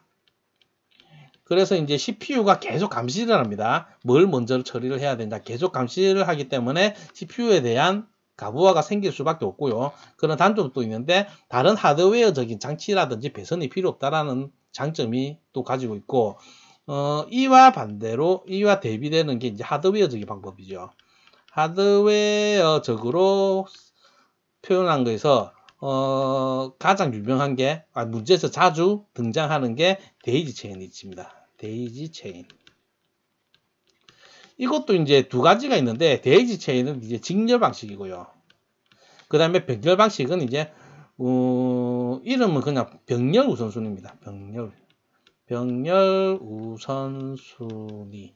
또 이런 방식이 있습니다. 하드웨어적이나 소프트웨어. 어쨌든 간에 얘기는 외부 장치와 연관이 있습니다. 이렇게 분류를 하면은 이질적인 건 1번인에서 이렇게 풀어도 됩니다. 이거는 뭐 쉬운 문제니까 그런데 내가 모르는 게 낫다 하면은 컴퓨터 구조에서 지금 보기들을 이렇게 분류를 하면은 답을 찾을 수 있는 것도 하나의 요령이기 때문에 이런 부분에서는 이제 전공자가 굉장히 유리하죠. 컴퓨터 구조 과목을 제대로 공부한 전공자들이 이런 걸 분류를 잘합니다. 어쨌든 간에 전체적인 맥락을 꼭 흐름을 좀 아시길 바랍니다.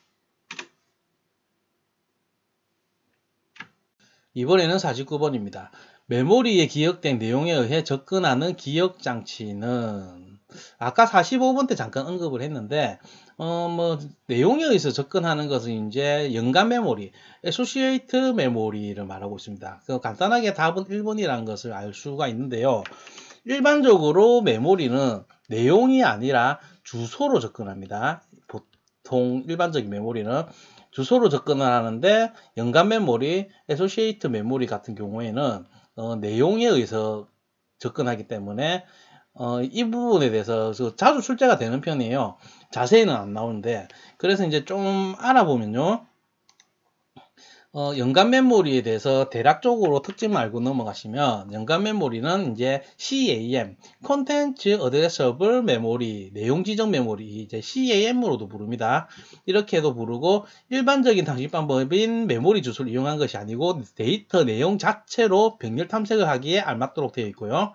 탐색은 전체 워드 또는 한 워드 내 일부만 가지고서도 시행이 될 수 있고, 각 셀이 저장 능력뿐만 아니라 외부의 인자 내용을 비교하기 위한 논리 회로, 아까 전에 잠깐 언급됐던 병렬 판독 논리 회로가 이걸 말합니다. 얘 때문에 램보다 값이 좀 더 비쌉니다. 그래서 이제 구조를 보면요, 이거 알 필요 없습니다. 연관 메모리는 자세히 들어가면 굉장히 어렵고 기사에서는 그렇게 세부적으로는 다루지 않습니다. 그냥 일반 메모리보다는 이런 도식화된 자료도 훨씬 복잡하다는 거, 뭐가 더 많지요. 훨씬 복잡하고 좀 특징적인 것은 매치 레지스터라는 게 있어서 가지고 이거 내용을 이걸로 이렇게 비교를 하는 것, 이런 구조로 되어 있다 정도로만 알고 넘어가시면 됩니다. 그 외에 답은 1번이고요. 그 외에 버블 메모리, 버추얼 메모리, DMA 같은 경우에는 전혀 상관없는 내용입니다. 이번에는 50번입니다. 데이터 단위가 8비트의 메모리에서 용량이 64KB 인 경우에 어드레스 핀의 개수, 이 메모리 구조 관련된 문제는 뭐 굉장히 중요합니다. 이것도 굉장히 다양한 형식으로 나오기 때문에 공식처럼 하지 마시고요. 예, 구조를 이해를 하셔야 돼요. 구조를 이해를 하셔야 되는데, 구조를 간단하게 보고 넘어가면요. 일단은 메모리 구조는 이렇게 되어 있습니다. 디코더를 내장하고 있고요. 이게 이제 주소선이 됩니다. A0, A1 이게 이제 주소선이 되고, 주소선이 지금 이 도시가 자료에서 두 개잖아요. 그리고 디코더를 통하고 있으니까는 이게 출력하는 거는 2의 2승 4개가 되죠. 0, 1, 2, 3 표현 범위 이렇게 되고, 지금 이 구조에서 보면은 지금 이게 이제 출력입니다. 출력선이 4개가 있습니다. 출력선이 4개가 있단 말은 하나의 워드 한 번에 처리하는 게 이제 이 개수만큼 4비트란 말입니다. 이게 이제 워드라고 부릅니다. 워드. 한 번에 처리할 수 있느냐. 그래서 이제 이 하나의 라인을 말해요. 이게.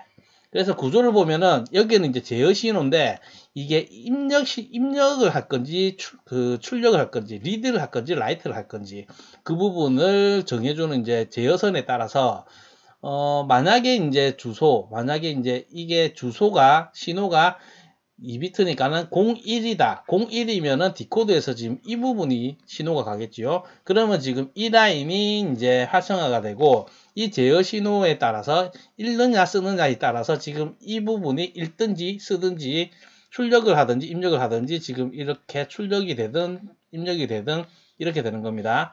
그래서 메모리 용량은요, 지금 이 라인의 수겠죠. 이 라인의 수. 그럼 주소선이 X라고 할 때, 주소선이 X라고 할 때 이거를 공식처럼 쓴다 하면은 2의 X승 곱하기 이 한 줄의 크기, 가로의 크기는 이제 워드가 되겠죠. 워드의 크기. 지금 이런 공식이 나온 이유가 이런 구조 때문입니다. 그래서 구조를 반드시 이해를 하셔야 되고요. 좀 더 대부분 많이 보게 되는 도시카 자료가 이건데, 간단하게 이 주소선에 따라서 이제 메모리 유닛의 크기는 2K 워드 n비트 per word 이렇게 표현하는 게 바로 이 식입니다. 2K 곱하기 n비트. 그래서 이거는 이제 아까 그 구조에서 가로의 크기가 되고, 이거는 이제 K는 주소선이 되겠죠. 주소선이 되고, 이게 이제 전체 메모리 용량의 공식이 이런 구조 때문에 탄생을 하는 겁니다.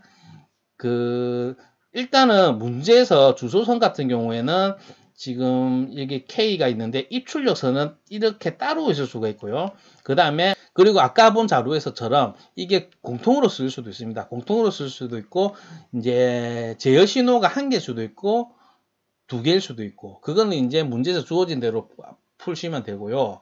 다시 문제로 돌아와서 보면은 데이터 단위가 8비트란 말은 이게 이제 워드의 크기입니다. 워드의 크기.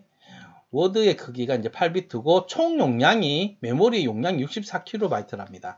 그러면은 이 총 용량 64KB는 아까 전에 그 주소선을 지금 구하는 거죠. 어드레스 핀이 이제 주소선을 말하는데, 이걸 이제 X로 잡았을 때 2의 X승, 이게 이제 아까 본 세로지요. 세로의 크기 2의 X승 곱하기 가로의 크기는 워드 8비트 이렇게 되죠.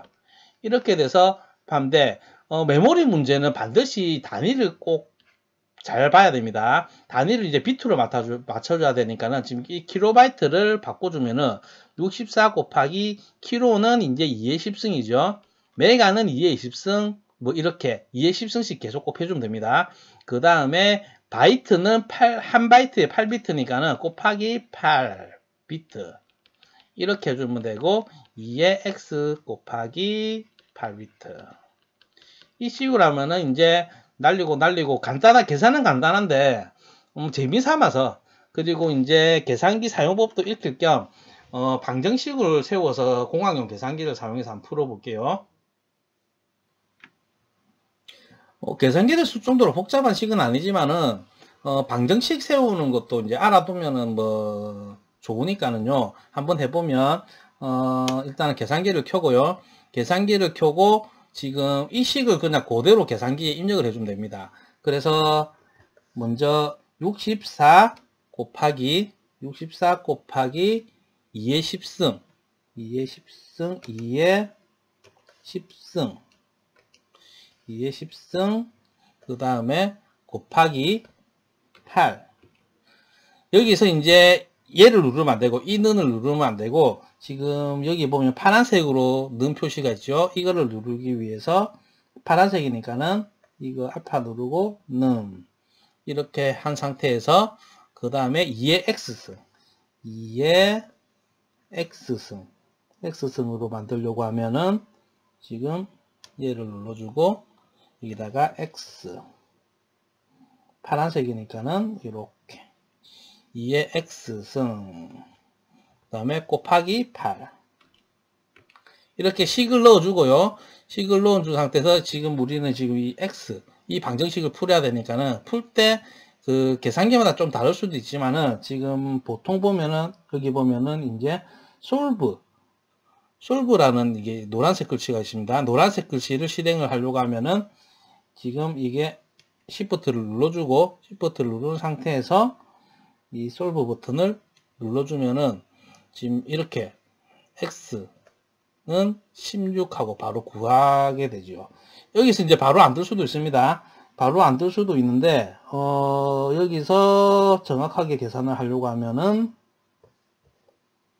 는을 눌러주면은 이렇게 x는 16 이렇게 구하게 됩니다. 방정식을 이렇게 푸는 기능도 별로 어렵지 않고 알고 있으면 유용합니다. 그래서 계산기로 계산한 대로 답은 이제 16개, 3번이 되겠습니다. 이번에는 51번입니다. 특정 비트를 반전시킬 때 사용하는 연산은 이런 AND, OR, EXOR 이런 논리 연산 같은 경우에는 인스트럭션에서 이제 그 용도에 따라서 이제 명칭이 있는데요. 그 명칭을 이제 그냥 외우기보다는 그 특징을 조금 살펴보면요. 먼저 AND 연산 같은 경우에는 인스트럭션에서 이제 마스크 연산이라고 부릅니다. 마스크란 이제 뭔가를 이제 뭐 고정한다. 뭐 이런 뜻을 갖고 있어요. 마스크라는 영어 단어가 그런 뜻을 갖고 있는데 이거는 이제 특정 비트를 이제 0으로 만드는 0으로 이제 고정시킨다. 뭐 이런 용도로 쓰입니다. 예를 들어서 이제 어떤 4개의 비트짜리 4개의 비트가 있습니다. X라는 것과 이제 AND 연산을 하는데 내가 이제 0으로 만들고 싶은 그거 비트, 만약에 이제 왼쪽에서 세 번째 비트를 0으로 만들고 싶다 하면은 1, 1, 0, 1 이것과 연산을 해버리면은 이게 이제 AND 연산을 각각 해버리면은 결과는 이 세 번째 거는 무조건 0이 되고 나머지는 그 원래 값 그대로 가지고 있는 이런 걸 이제 마스크 연산이라고 하고요. OR 연산 같은 경우에는 셀렉티브 셋, 여기서 논리회로에서 셋이란 1로 만든다 이런 뜻입니다. 그래서 이제 특정 비트를 1로 만드는 기능을 합니다. 예를 들어서 OR 연산, OR의 진리표를 보면은 0001, 1011 이렇게 돼 있을 때 OR 같은 경우에는 이 결과가 둘 중에 하나만 1이면은 다 1이 되잖아요. 이게 이제 OR 연산의 결과잖아요. 그러니까는 여기서 내가 그 1로 만들고 싶은 부분을 이렇게 왼쪽에서 세 번째 비트를 1로 해가지고 이 x값과 연산을 하면은 얘는 무조건 1로 고정이 되어버리는 겁니다. 이렇게 연산하는 거. 그래서 이제 셀렉티브 셋이라고 부르고 OR 연산을 셀렉티브 셋이라고 부르고 그 다음에 XOR 같은 경우에는 컴페어라고 하는데 이제 컴페어는 비교하다 하잖아요. 특정 비트를 반전시킵니다. 반전 1일 때 0으로 0일 때 1로 왜 그러냐면은 여기서 이제 XOR 같은 경우에는 보면은 이제 두 개가 이제 서로 다를 때 이게가 1이고 나머지는 0이다. 이런 진리표를 가지고 있잖아요. 이런 특징을 가지고 있는데 가만 보면은요. 이게 1일 때만 보면은 여기 0일 때 1이 되고 1일 때 0이 됩니다. 그래서 내가 그 원하는 특정 비트에 1을 넣어주면은 그것을 무조건 반전시키는 효과가 있는 겁니다. 그래서 이제 XOR에서 어떤 비트와 이제 XOR 연산을 할 때 내가 만약에 이것과 위에 값 똑같이 하겠습니다. 세 번째 거를 1로 해가지고 가면은 이 값은 무조건 이 비트에 이 자리에 비트를 반전시켜서 결과를 나타냅니다. 그래서 이제 이걸 이제 컴페어 연산이라고 NOT 같은 경우에는 컴플리트먼트 이 물건 전체를 무조건 보수화시킵니다. 보수화시키는 걸 말합니다. 자, 그러면은 이거는 이 특징은 기본적인 거라서 알고 계시면 좋고요. 특정 비트를 반전시킨다고 했으니까는 이거는 이제 답은 3번이 되겠습니다. EXOR이 됩니다. 이번에는 52번입니다. 다음은 팩 형식. 팩 형식은 아까 47번에서 설명을 드렸습니다. 그래서 이제 팩 형식에 대해서 다시 설명은 안 할 거고요. 10진수를 16진수로 나타낸 겁니다. A와 B의 덧셈 연산. 이 A와 B의 덧셈의 결과를 찾는 건데, 설명을 할 수밖에 없네. 팩 형식은 간단하게 설명을 드리면은, 팩 형식은 일단은 한 자리, 10진수 한 자리를 4비트로 표현합니다. 이보다는 BCD 코드를 사용하고 있는데, BCD 코드는 한 자리당 4비트를 사용합니다. 4비트를 사용을 하고, 그 다음에 가장 우측, 최우측은 부호를 나타냅니다. 부호. 최우측은 부호를 나타내는데, 플러스가 1100, 마이너스가 1101입니다.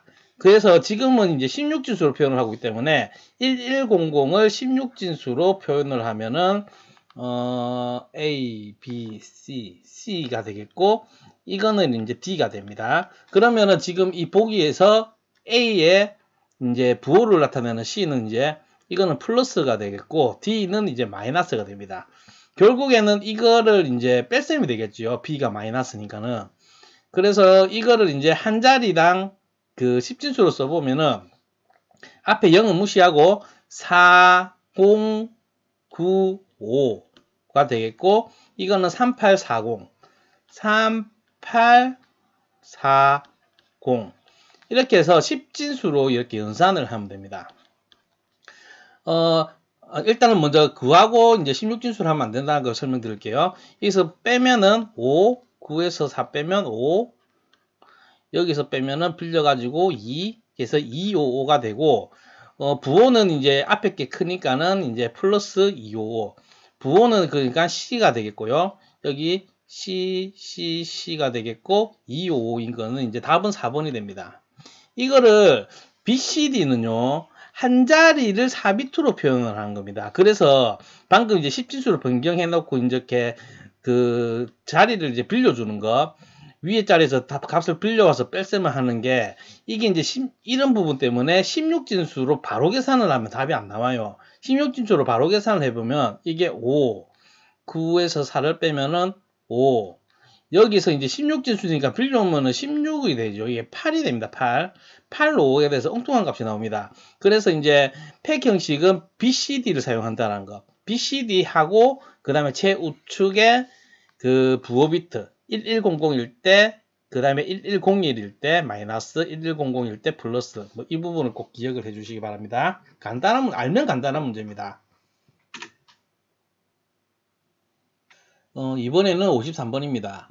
인터럽트가 발생할 경우, 인터럽트 처리를 하기 전에 스택에 저장하는 정보가 아닌 것은 되어 있는데, 간단하게 설명을 하고 넘어가도 되지만은, 인터럽트 벡터에 대해서 조금은 알 필요가 있어요. 이게 다른 데서 이제 다른 문제로도 잘 나오기 때문에 전반적인 인터럽트의 전반적인 설명을 드리겠습니다.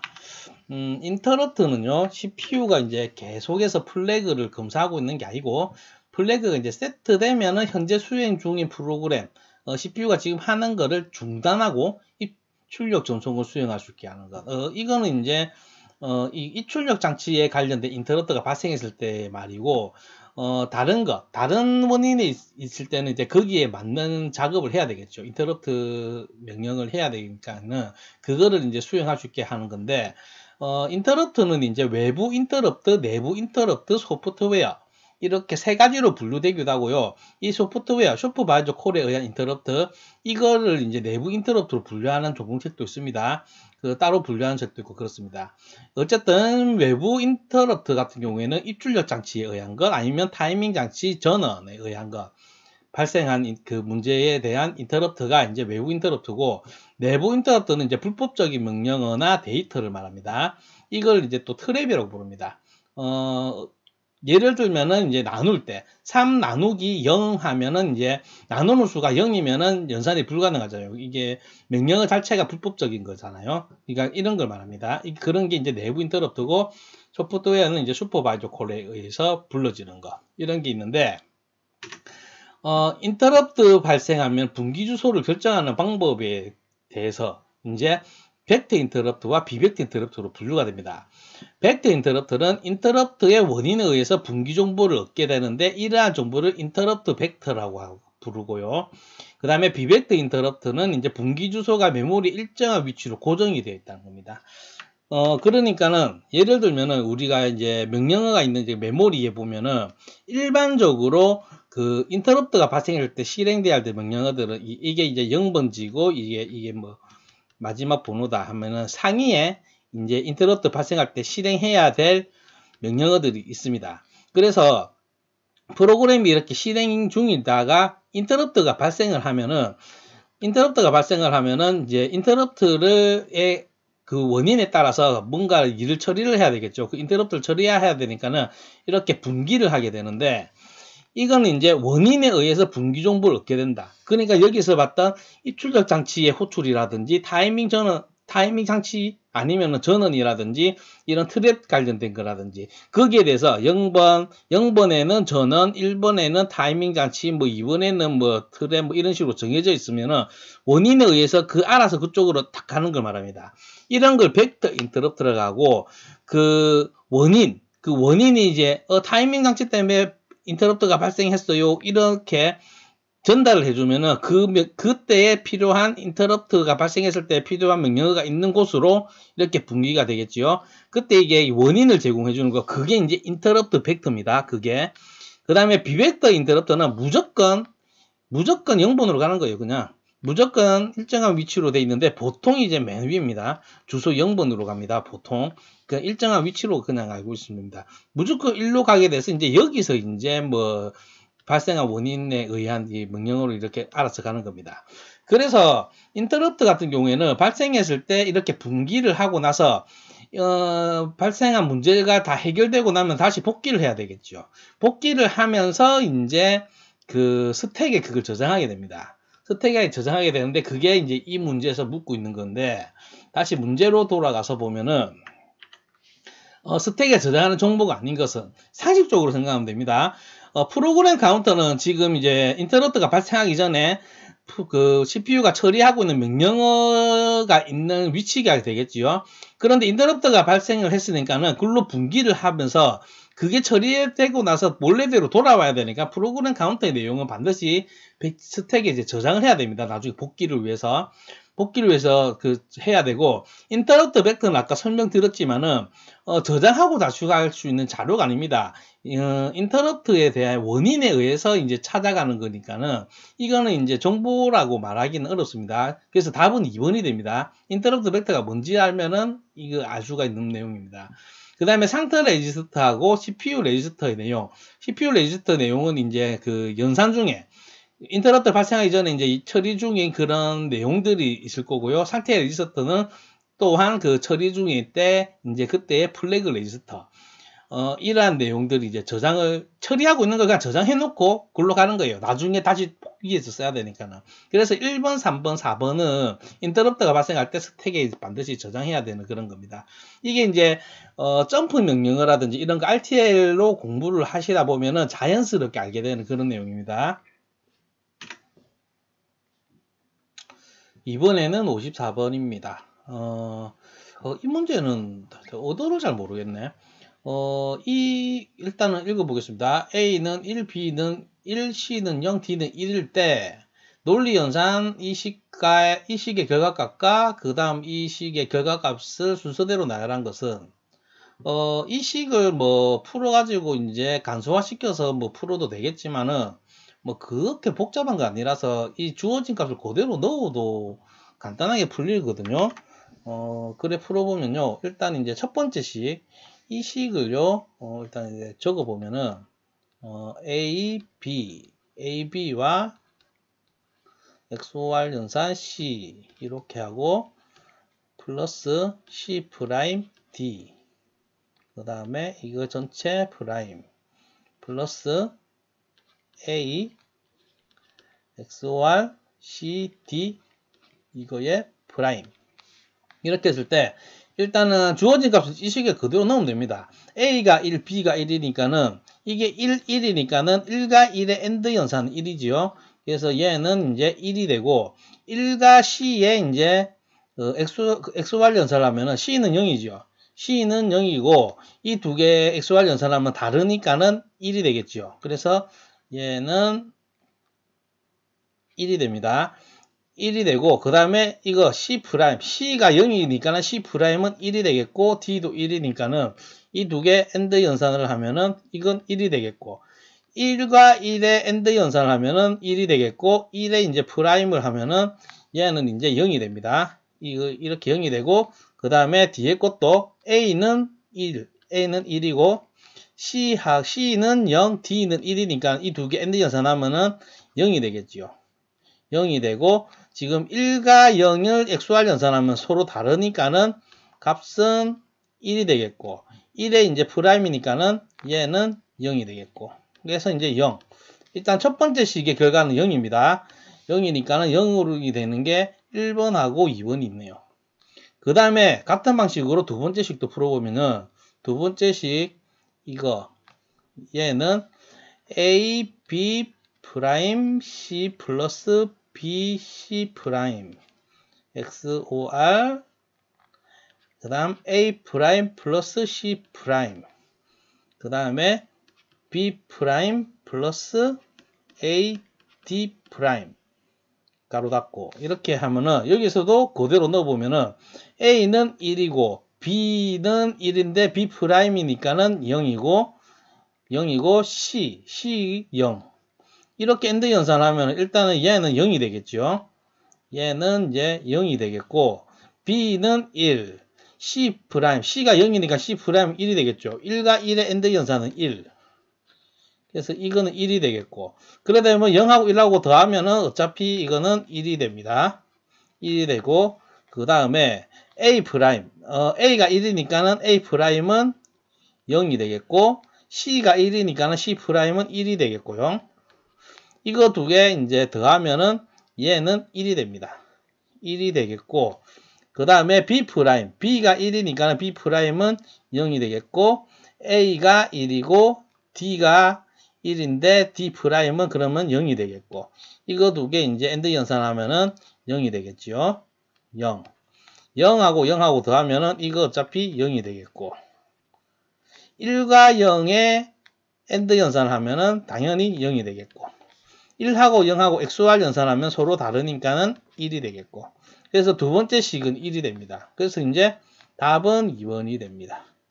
저는 이렇게 풀었는데 뭐 이거를 이제 간소화 해가지고 풀든 어쨌든 결과는 이제 같을 수밖에 없습니다. 이번에는 55번입니다. 순서 회로가 아닌 것은 순서 회로란 일단 우리가 논리 회로에 처음 배우는 게 이제 조합 회로고요. 조합 회로는 그냥 뭐 기본적인 게이트, AND OR 게이트 이런 것들하고 뭐 이리저리 조합되어 있는 회로라고 보시면 되고 그 다음 배우는 게 순서 회로가 됩니다. 순서 회로는 또 순차 회로라고도 하고요. 순차 회로라고도 하고 둘 다 같은 말입니다. 순서 회로 단순하게 생각하면은 보통이 아니고 무조건 플립플롭을 내장하고 있습니다. 그러니까는 기억을 해야 됩니다. 순서 논리 회로는. 그래서 지금 보기를 한 개씩 보면은 먼저 플립플롭 회로. 이거 당연하죠. 이거 플립플롭이 들어가면 순서 논리 회로가 되죠. 그래서 이거는 맞는 게 되고 레지스터 회로. 레지스터는 이제 플립플롭들이 모여서 레지스터가 됩니다. 이것도 당연히 순서 회로가 되고, 그 다음에 카운터 회로. 카운터가 이제, 카운터 같은 경우에는 0, 1, 2, 3, 뭐 이런 식으로 이제 카운팅을 하죠. 카운팅을 하려고 하면은 뭐 1에서 2로 변할 때 이전의 값을 알아야 됩니다. 이전의 값을 토대로 이렇게 돼야 되니까는 이게 이제 저장을 해야 된단 말이고, 저장을 한다는 말은 플립플롭을 가지고 있단 말입니다. 그래서 이제 3번 또 이제 답이 아닌 것이니까는 이것도 이제 맞는 말이 됩니다. 그 다음에 가상기는 이제 일반적인 조합 회로지요. 플립플롭이 필요 없는 겁니다. 그래서 이제 55번은 4번. 간단하게 풀 수 있는 문제입니다. 이번에는 56번입니다. 레지스터에 기억된 자료에서 특정한 위치의 비트 내용을 검색 또는 위치를 교환하는 방법. 아까 41번 때 봤던 시프트 영상 같은 걸 말하고 있는데, 보기를 한 개씩 보면요. 이제 로테이트. 이게 이제 시프트 영상 중에서 한 개지요. 레지스터가 이렇게 있으면은, 이렇게 자료가 이제 이게 이제 이렇게 돌고, 옮겨지고 이런 게 이제 그 순환 시프트, 이런 거는 이제 내용을 검색 또는 위치를 이제 교환하는 게 됩니다. 그래서 이제 56번에 다 1번이 되겠고, 나머지 거도 보면은 오버랩 같은 경우에는 두 개의 명령어가 동시에 실행되는 걸 오버랩이라고, 저는 관계없는 말입니다. 그 다음에 디코더 같은 경우에는 이제 N개의 신호가 들어가고, 두 개가 들어가면 이제 2의 n승계, 그러면 4개의 출력이 있는 게 이제 디코더가 되겠고, 엔코더는 이 반대입니다. 입력이 2n개고 출력이 n개인 게 이제 엔코더가 되겠지요. 그래서 이제 56번에서 답은 1번이고, 이거는 다 지금 여기서 설명하고 있는 검색이나 위치를 이제 교환하는 것, 이런 거하고는 상관없는 겁니다. 그래서 이것도 간단하게 볼 수 있는 겁니다. 이번에는 57번입니다. 캐시와 주기억 장치로 구성된 컴퓨터에서 주기억 장치 접근 시간이 200나노세컨드, 캐시 적중률이 0.9, 평균 접근 시간이 30나노세컨드일 때 캐시 메모리 접근 시간은, 일단은 아까 나온 이런 캐시 적중률이라든지 이런 거, 캐시 메모리와 주기억 장치에 이제 어떻게 접근하고 그런 게 이제 히트율을 말하는데, 히트율이 어떻게 되는 건지 캐시 메모리에 대해서 간략하게 알아보면요. 캐시 메모리는 일단은 주기억 장치의 접근 시간과 프로세서 논리 회로와의 속도 차이, 즉 이제 메인 메모리하고 CPU의 속도 차이를 이제 줄이기 위해서 사용되는데, 참조의 국한성에 해당되는 데이터를 캐시 메모리에 저장하여 시스템의 성능을 높이는 게 됩니다. 주기억 장치도 빠르지만 캐시 메모리는 훨씬 빠릅니다. 훨씬 빠르기 때문에 CPU가 CPU가 워낙에 제일 빠르다 보니까는 더 빠른데 저장되어 있는 걸 갖고 오는 게 전체적인 시스템의 속도를 높이기 위함이거든요. 그래서 주기억 장치에 있는 것 중에서 자주 사용되는 것을 이제 캐시 메모리에 담아 놓고 이것을 이렇게 쓰는 것, 이게 이제 자주 쓰는 걸 갖다 놓는 걸 이제 참조의 국한성이라고 합니다. 그래서 이런 메커니즘을 보면은 CPU가 이제 뭔가를 이제 데이터를 사용하려고 할 때 처음에 뒤져보는 게 캐시 메모리입니다. 캐시 메모리에 필요한 자료가 있으면 갖다 쓰고 처리를 하면 되는데, 캐시 메모리에 없으면은 다시 주기억 장치를 검색해서 데이터를 찾아서 가져와서 데이터를 처리해야 됩니다. 이때 CPU가 필요한 데이터를 한 번에 캐시 메모리에서 찾는 것을 이제 히트라고 하고, 없어서 다시 주기억 장치를 뒤지는 것을 이제 미스라고 합니다. 그래서 캐시 메모리의 성능은 이제 히트율로 따지는데요. 히트율은 이제 히트 플러스 미스 분의 히트, 이렇게 됩니다. 그럼 반대로 미스율 같은 경우에는 히트 플러스 미스 분의 미스가 되겠지요. 이런 개념을 가지고 다시 문제로 돌아가서 천천히 다시 보면요. 지금 주기억 장치 접근 시간 나오고 평균 접근 시간이 나왔고, 지금 적중률이 0.9라는 말인데, 적중률이란 말은 이게 바로 히트율을 말하고요. 히트율이 지금 0.9입니다. 0.9면은 이제 10분의 9라는 말이고, 얘가 지금 히트 플러스 미스 분의 히트가 되겠지요. 이렇게 되겠고, 여기서 이제 속도의 개념까지 이제 더해지는데요. 일단은 평균 접근 시간 30나노세컨드. 이 30나노세컨드가 평균이라고 하면 이제 전체 접근 횟수, 분모가 이제 전체 접근 횟수, 아니 전체보다는 총 접근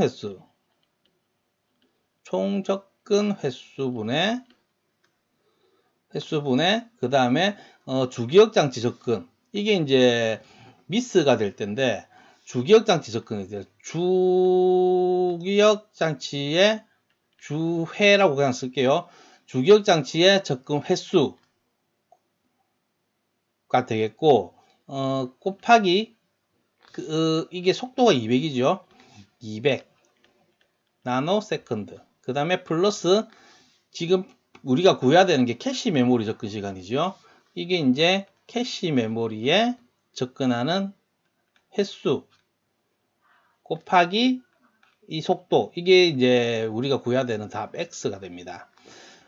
이렇게 되면은 총 접근 횟수가 뭔지는 몰라요. 안 주어졌지만은 지금 비율은 나오지요.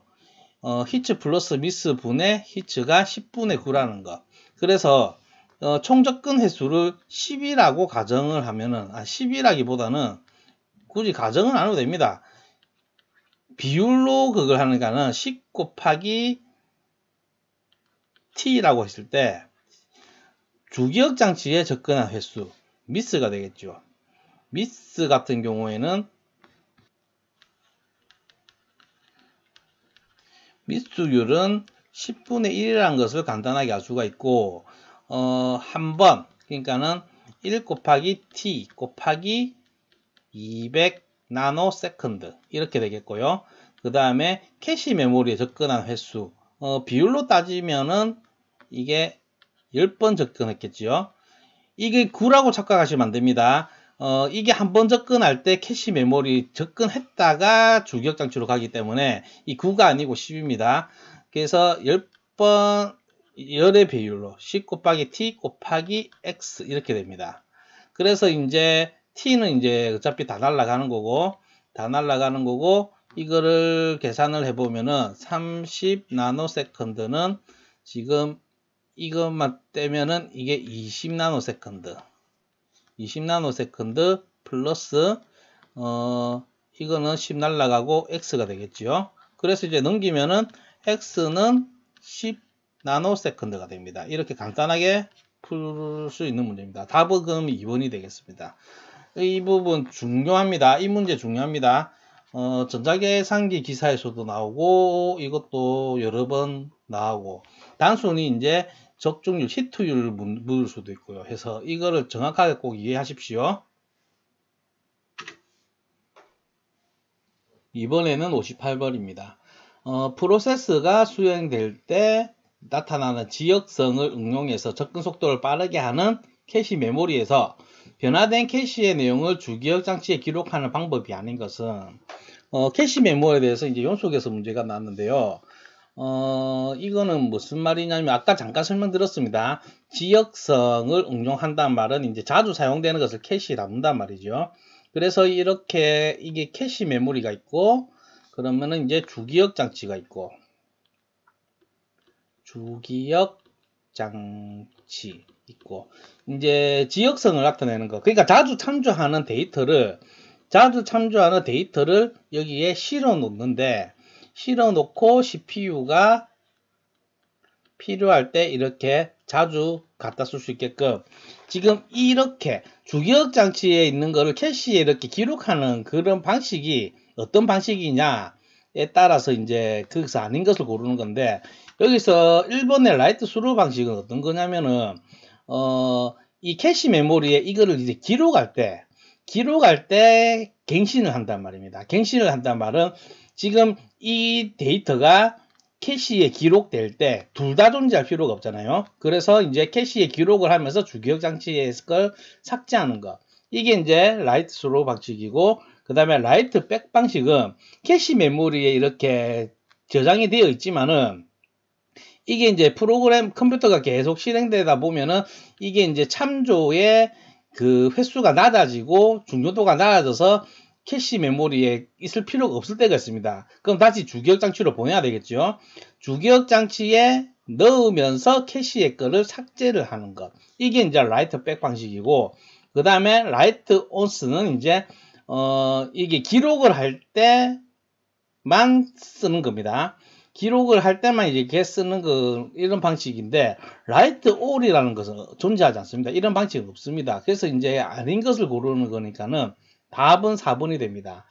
대략적으로 뭐 이런 게 있다. 라이트 스로, 라이트 백, 라이트 온스, 뭐 이렇게 이런 방법이 있다. 이 정도로 알고 가시면 됩니다. 대충 왜 어떨 때 언제 이제 이렇게 갱신을 하냐, 데이터를 언제 갱신하냐에 따라서 라이트 스로, 라이트 백, 라이트 온스 이렇게 존재합니다.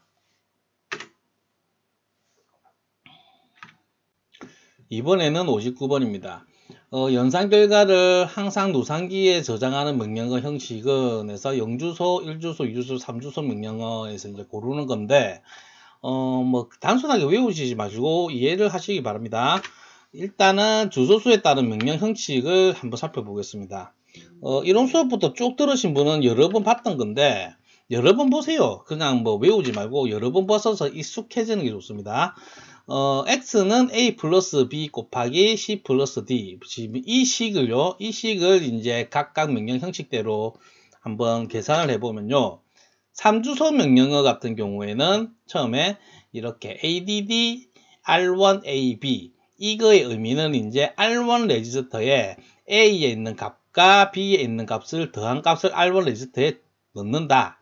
이런 의미가 됩니다. 여기서 보셔야 될 것은 이제 이런 거, m하고 대괄호로 이렇게 놓은 거, 이거는 포인터에서 이제 이 별을 붙인 거, 이거랑 비슷하다고 보시면 됩니다. b에 있는 값을 말합니다. 이렇게 되고, 그 다음 라인을 보면 add r2 cd 이렇게 되면은 c의 값과 d의 값을 더한 값을 r2에 저장을 하고, mul은 이제 멀티의 약자지요. 곱하기입니다. 이거는 이제 r1, r2의 곱의 값을 변수 x에다가 이렇게 넣는 것. 이게 이제 3주소 명령어입니다. 3주소 명령어의 특징은 뒤에 걸 보면서 알 수 있습니다. 그 다음에 2주소 명령어를 보면은, 2주소 명령어는 이제 mov r1a, 이거의 의미는 이제 a의 값을 레지스터 r1에 넣는 거고, add r1b 하면은 이제 b의 값과 레지스터 r1에 있는 값을 더해서 다시 r1에 넣는 것을 말합니다. r1은 아까 전에 a의 값을 넣었으니까 결국에는 a 플러스 b가 되겠지요.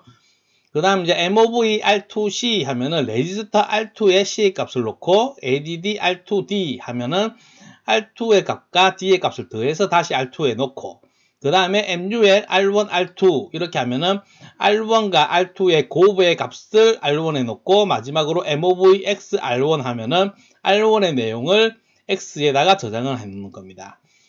이렇게 봤을 때 3주소 명령어에 비해서 2주소의 명령은 명령어의 라인이 길어집니다. 3주소는 명령어의 라인이 짧아집니다. 하나의 문장은 깁니다. 당연히 오퍼랜드가 3개니까는 3주소는. 그런데 이제 라인이 짧아진다는 겁니다. 이게 장점입니다. 3주소 명령어에. 그러면은 이번에는 이제 1주소 명령어를 보면요. load a를 하면은 이제 a의 값을 ac 누상기에 넣습니다. 그래서 1주소 명령어의 가장 큰 특징은 누상기를 사용한다는 거고요. 계속 보면은 add b 하면은 누상기에 있는 내용과 b의 값을 더해서 다시 누상기에 넣고, store t 하면은 이제 t에다가 이제 ac의 값을 저장을 합니다. 그 다음에 load c 하면은 ac에다가 c의 값을 넣어놓고, add d 하면은 ac의 값과 d의 값을 더한 값을 ac 누상기에 넣고, mult 하면은 누상기의 값과 t의 값, t는 아까 전에 a 플러스 b의 값이 들어가 있겠죠. 이 두 개의 이제 곱을 ac에다가 누상기에다가 놓고, store x 하면은 누상기의 값을 x에다가 이렇게 저장을 하게 됩니다. 이렇게 되면은 명령어는 이제 점점 길어지고 됐죠. 그래서 가장 큰 특징은 이제 한 번 더 말하면 누상기를 사용한다 이렇게 되어 있고, 여기서 3주소 명령어에 비교했을 때 3주소 명령어의 단점은요, 레지스트를 많이 사용해요. R1 레지스트, R2 레지스트 이렇게 사용해야 됩니다. 그래서 다른 부가적인 레지스트는 안 사용하거든요. 누상기는 기본적으로 있는 거니까는. 이런 그 특징들, 장단점들을 이렇게 이해하면서 보시면 되고요. 마지막으로 영주소 명령어. 영주소 명령어는 막 푸시, 팜 나오는 거 보니까는 이제 스택을 사용한다는 걸 알 수 있습니다. 영주소의 이제 가장 큰 특징이고요. 이거는 이제 스택을 그리면서 하나씩 보면요. 먼저 푸시 A를 하면은 TOS는 이제 탑 오브 스택입니다. 그 스택 맨 위에다가 탑에다가 이제 A를 넣어라. 그럼 A를 넣고 그 다음에 푸시 B 하면은 그 스택에다가 B를 넣겠지요. B를 넣고 ADD를 하면은 스택에서 두 개를 꺼내면 이제 B하고 A를 꺼내겠지요. 이 두 개의 값을 다시 스택에 넣습니다. 그렇게 하면 스택의 상태는 이렇게 됩니다. A 플러스 B의 값만 있게 되고, 그 다음에 푸시 C 하면은 C가 들어가고, 푸시 D 하면은 또 D가 들어가고, 그 다음에 ADD 하면은 이 두 개를 꺼내서 그거의 합을 다시 넣습니다. 그래서 이거는 C 플러스 D가 됩니다. 그 다음에 MUL 하면은 이 스택에서 또 두 개를 꺼내가지고, 그러면 이제 이게 이 두 개의 곱을 넣게 되는데, 이 두 개의 곱을 넣게 되면은 결국에는 이 식이 A 플러스 B 곱하기 C 플러스 D의 값이 여기에 들어가게 됩니다. 그래서 마지막에 팝 하면은 이거를 꺼내서 이제 M에다가 저장을 하게 됩니다. 이게 이제 영주소 명령어를 이제 이 시기 같은 시기지만은 그 어떤 주소 명령어에 따라서 이제 달라진다는 거. 라인이 또 제일 길어집니다. 라인이 길어지는 게 단점이고, 특징은 이제 스택을 사용한다는 것을 꼭 기억하시기 바랍니다. 그러면 다시 문제로 돌아가서, 문제는 이제 누상기를 사용한 게 뭐냐 물었으니까, 아까 전에 봤을 때 누상기 AC를 사용하는 건 이제 1주소 명령어였지요. 그래서 59번의 답은 2번이라고 알 수 있습니다. 1주소 명령을 묻고 있지만 이게 다양하게 나오거든요. 필답형까지. 그래서 전체적인 이해를 꼭 하시기 바랍니다. 마지막으로 60번입니다. 60번은 일단 문제 먼저 읽어보겠습니다. 상대 주소 모드를 사용하는 컴퓨터에서 분기 명령어가 저장되어 있는 기억장치 위치의 주소가 256H고, 여기서 H는 이제 이게 16진수란 말입니다. 헥사의 약자 H고, 256A, 주소는 256A입니다. 16진수로. 명령어에 지정된 변이의 값이 -7로 16진수인 경우, 분기되는 주소의 위치는 단 분기 명령어의 길이는 3바이트이다. 가로 빠졌네. 어쨌든 이 문제는요, 정보 처리 기사에서도 나왔던 문제고 해서, 풀이가 좀 있어요. 그 유명한 강사들이 풀이를 하는 동영상도 쉽게 찾아볼 수가 있는데, 그게 상당히 잘못되었습니다. 잘못되었고, 이게 이제 쉬운 문제는 아니에요. 조금 메모리 구조에 대한 이해도가 조금 높아야 되고, 주소 모드에 대한 이해도 좀 있어야 되고, 뭐 그런 문제인데요. 일단은 명확하게 하기 위해서 잘못된 풀이법을 먼저 보여드릴게요. 잘못된 풀이법은 뭐냐면은, 현재 기억 장치의 위치가 이제 256A잖아요. 256A인데, 여기서 256A고, 여기서 이제 명령어의 길이가,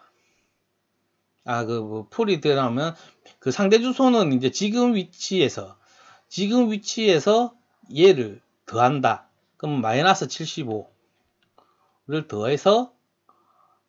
더하면은, 계산을 -75 이렇게 빼면 이제 A는 이제 10이니까는 5.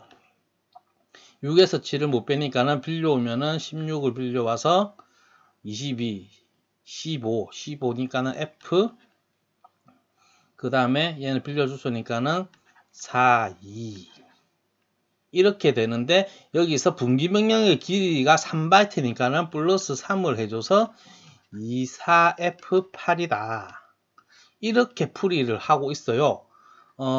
이거는 틀린 풀이법입니다. 답에 그냥 맞춤 틀린 풀이법입니다. 일단 말도 안 되는 게, 일단은 3바이트인데, 3바이트면은 83 24비트잖아요. 주소는 이제 한 비트 단위로 이렇게 증가가 되는데, 왜 3을 더해요? 더하려고 하면 24를 더해야 되지. 이게, 그거부터 틀렸고, 이거를 이제 제대로 풀려고 하면은 좀 어렵습니다. 이게 원서에도 있는 내용이라서 제가 확신을 가지고 이제 이렇게 풀어드릴 수가 있는 건데, 먼저 이 시스템, 이 문제에서 설명하고 있는 시스템의 워드의 크기를 알아야 되죠. 워드의 크기는 어떻게 추측할 수 있냐면 이 주소를 알 수가 있습니다. 256A가 있는데, 지금 현재 주소가, 명령어가 시작되는 주소가 256A라는 말은 얘를 이진수로 표현을 하면은, 계산을 좀 해야 되니까는 계산기로 하겠습니다. 일단 계산기로, 일단은 베이스 모드로 가서, 16진수로 표현되어 있는, 16진수 헥사 256A, 256A를 이진수로 표현을 하면은 요래 됩니다. 여기 적을게요. 옆에.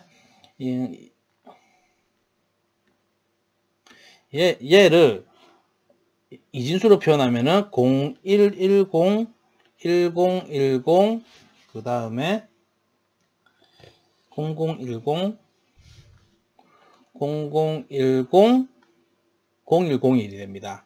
0101 이렇게 됩니다. 이거 이진수로 표현한 이유는 이 숫자 자체가 중요한 게 아니고요. 주소를 표현을 하려고 하면은 16비트가 필요합니다. 16비트. 그래서 보통 주소의 크기는 이제 워드의 크기를 넘지 못해요. 일단은 이 문제에서 설명하고 있는 시스템은 16비트 컴퓨터라는 것을 알 수가 있습니다. 하나의 워드의 크기가 16비트입니다. 16비트고, 지금 이 부분에서, 조건에서 단 분기 명령어의 길이는 3바이트라고 되어 있는데, 이래 보는 것보다는 원서의 내용처럼 인스트럭션으로 보는 게 더 좀 와닿습니다.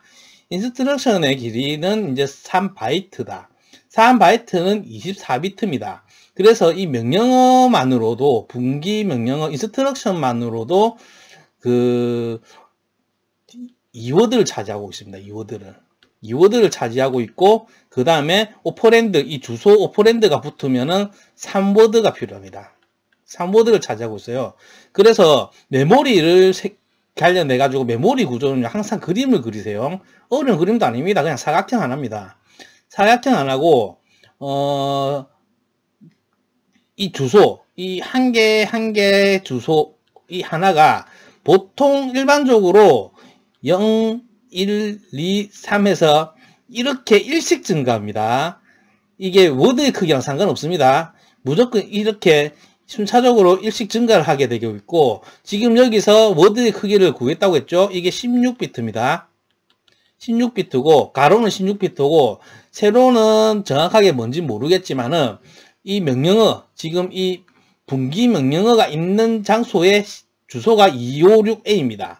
그게 여기라고 치고, 여기 주소가 256A이고, 지금 이게 이제 명령어, 인스트럭션이 있는 내용 부분이 3바이트니까 24비트, 한 워드가 16비트니까는 인스트럭션만 해도 더블 워드, 그러니까는 두 개의 워드를 차지하고 있어요. 이게 명령어가 쭉 걸쳐서 있습니다.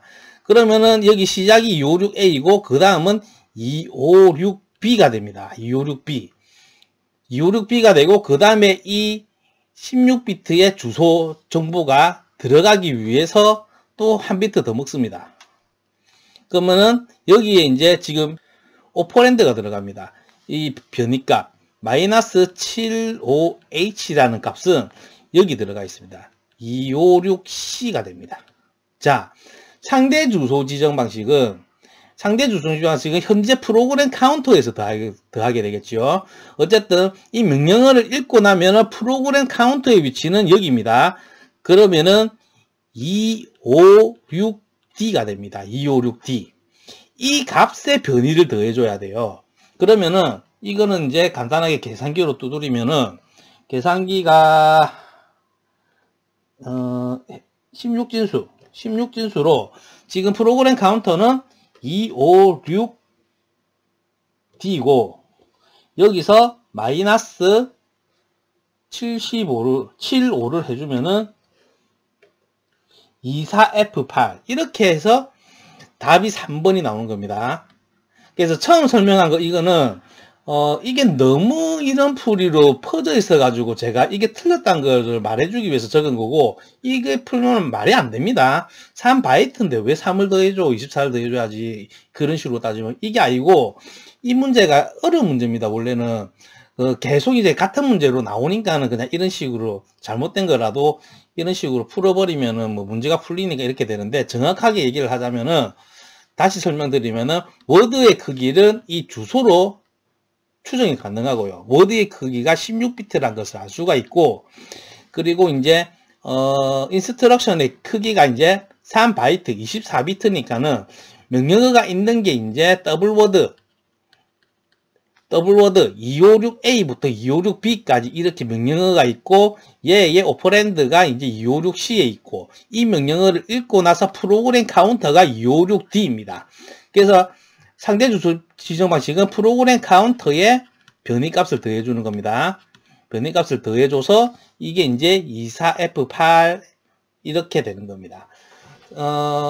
전체적으로 메모리 구조는요, 공식처럼 이렇게 절대 하지 마시고 항상 이렇게 사각형 하나만 그려가지고 쭉쭉 하면 이해가 되니까는요, 이런 문제가 굉장히 많아요. 잘못된 풀이로 이렇게 되는 게, 대형 출판사에서도 이런 식으로 풀이를 만들고 있어서 좀 상당히 잘못되어 있는데, 이게 이제 그 산업인력공단에서는 또 이 정도 수준의 문제는 원서에서 그대로 뺏겨왔고, 그런데 풀이는 그거를 번역하는 과정에서 이걸 이제 분기 명령어라기보다는 그냥 이제 분기 인스트럭션이라고 이렇게 표현을 하면은 조금 더 이해가 더 나으실 거예요.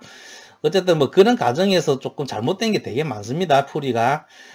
그러니까는 정확하게 알고 넘어가시는 게 새로운 유형의 문제가 나왔을 때 좀 풀어내기가 좋습니다. 이렇게 해서 이제 2020년 1, 2회 통합 3과목 문제를 이제 다 풀어봤습니다.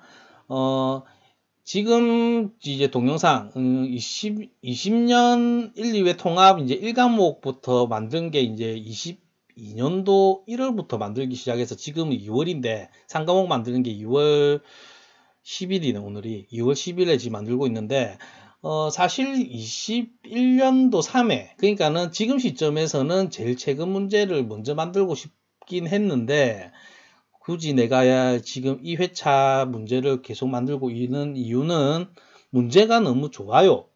되게 좋아요. 그래서 특히나 지금 오늘 이 강의 3회 3과목 1회 그 3과목 문제 같은 경우에는 난이도도 적정하고 문제에 나온 그 분야도 그렇고 문제가 되게 좋기 때문에 이걸 먼저 만들고 싶었습니다. 그래서 만들고 있고, 오늘 풀 문제들 되게 공부할 만한 가치가 높은 게 굉장히 많습니다. 그렇게 하시고 오늘 문제들은 꼭 이해를 하시면은 이제 필기 실기에서 큰 도움이 될 것 같습니다. 어쨌든 수고하셨습니다.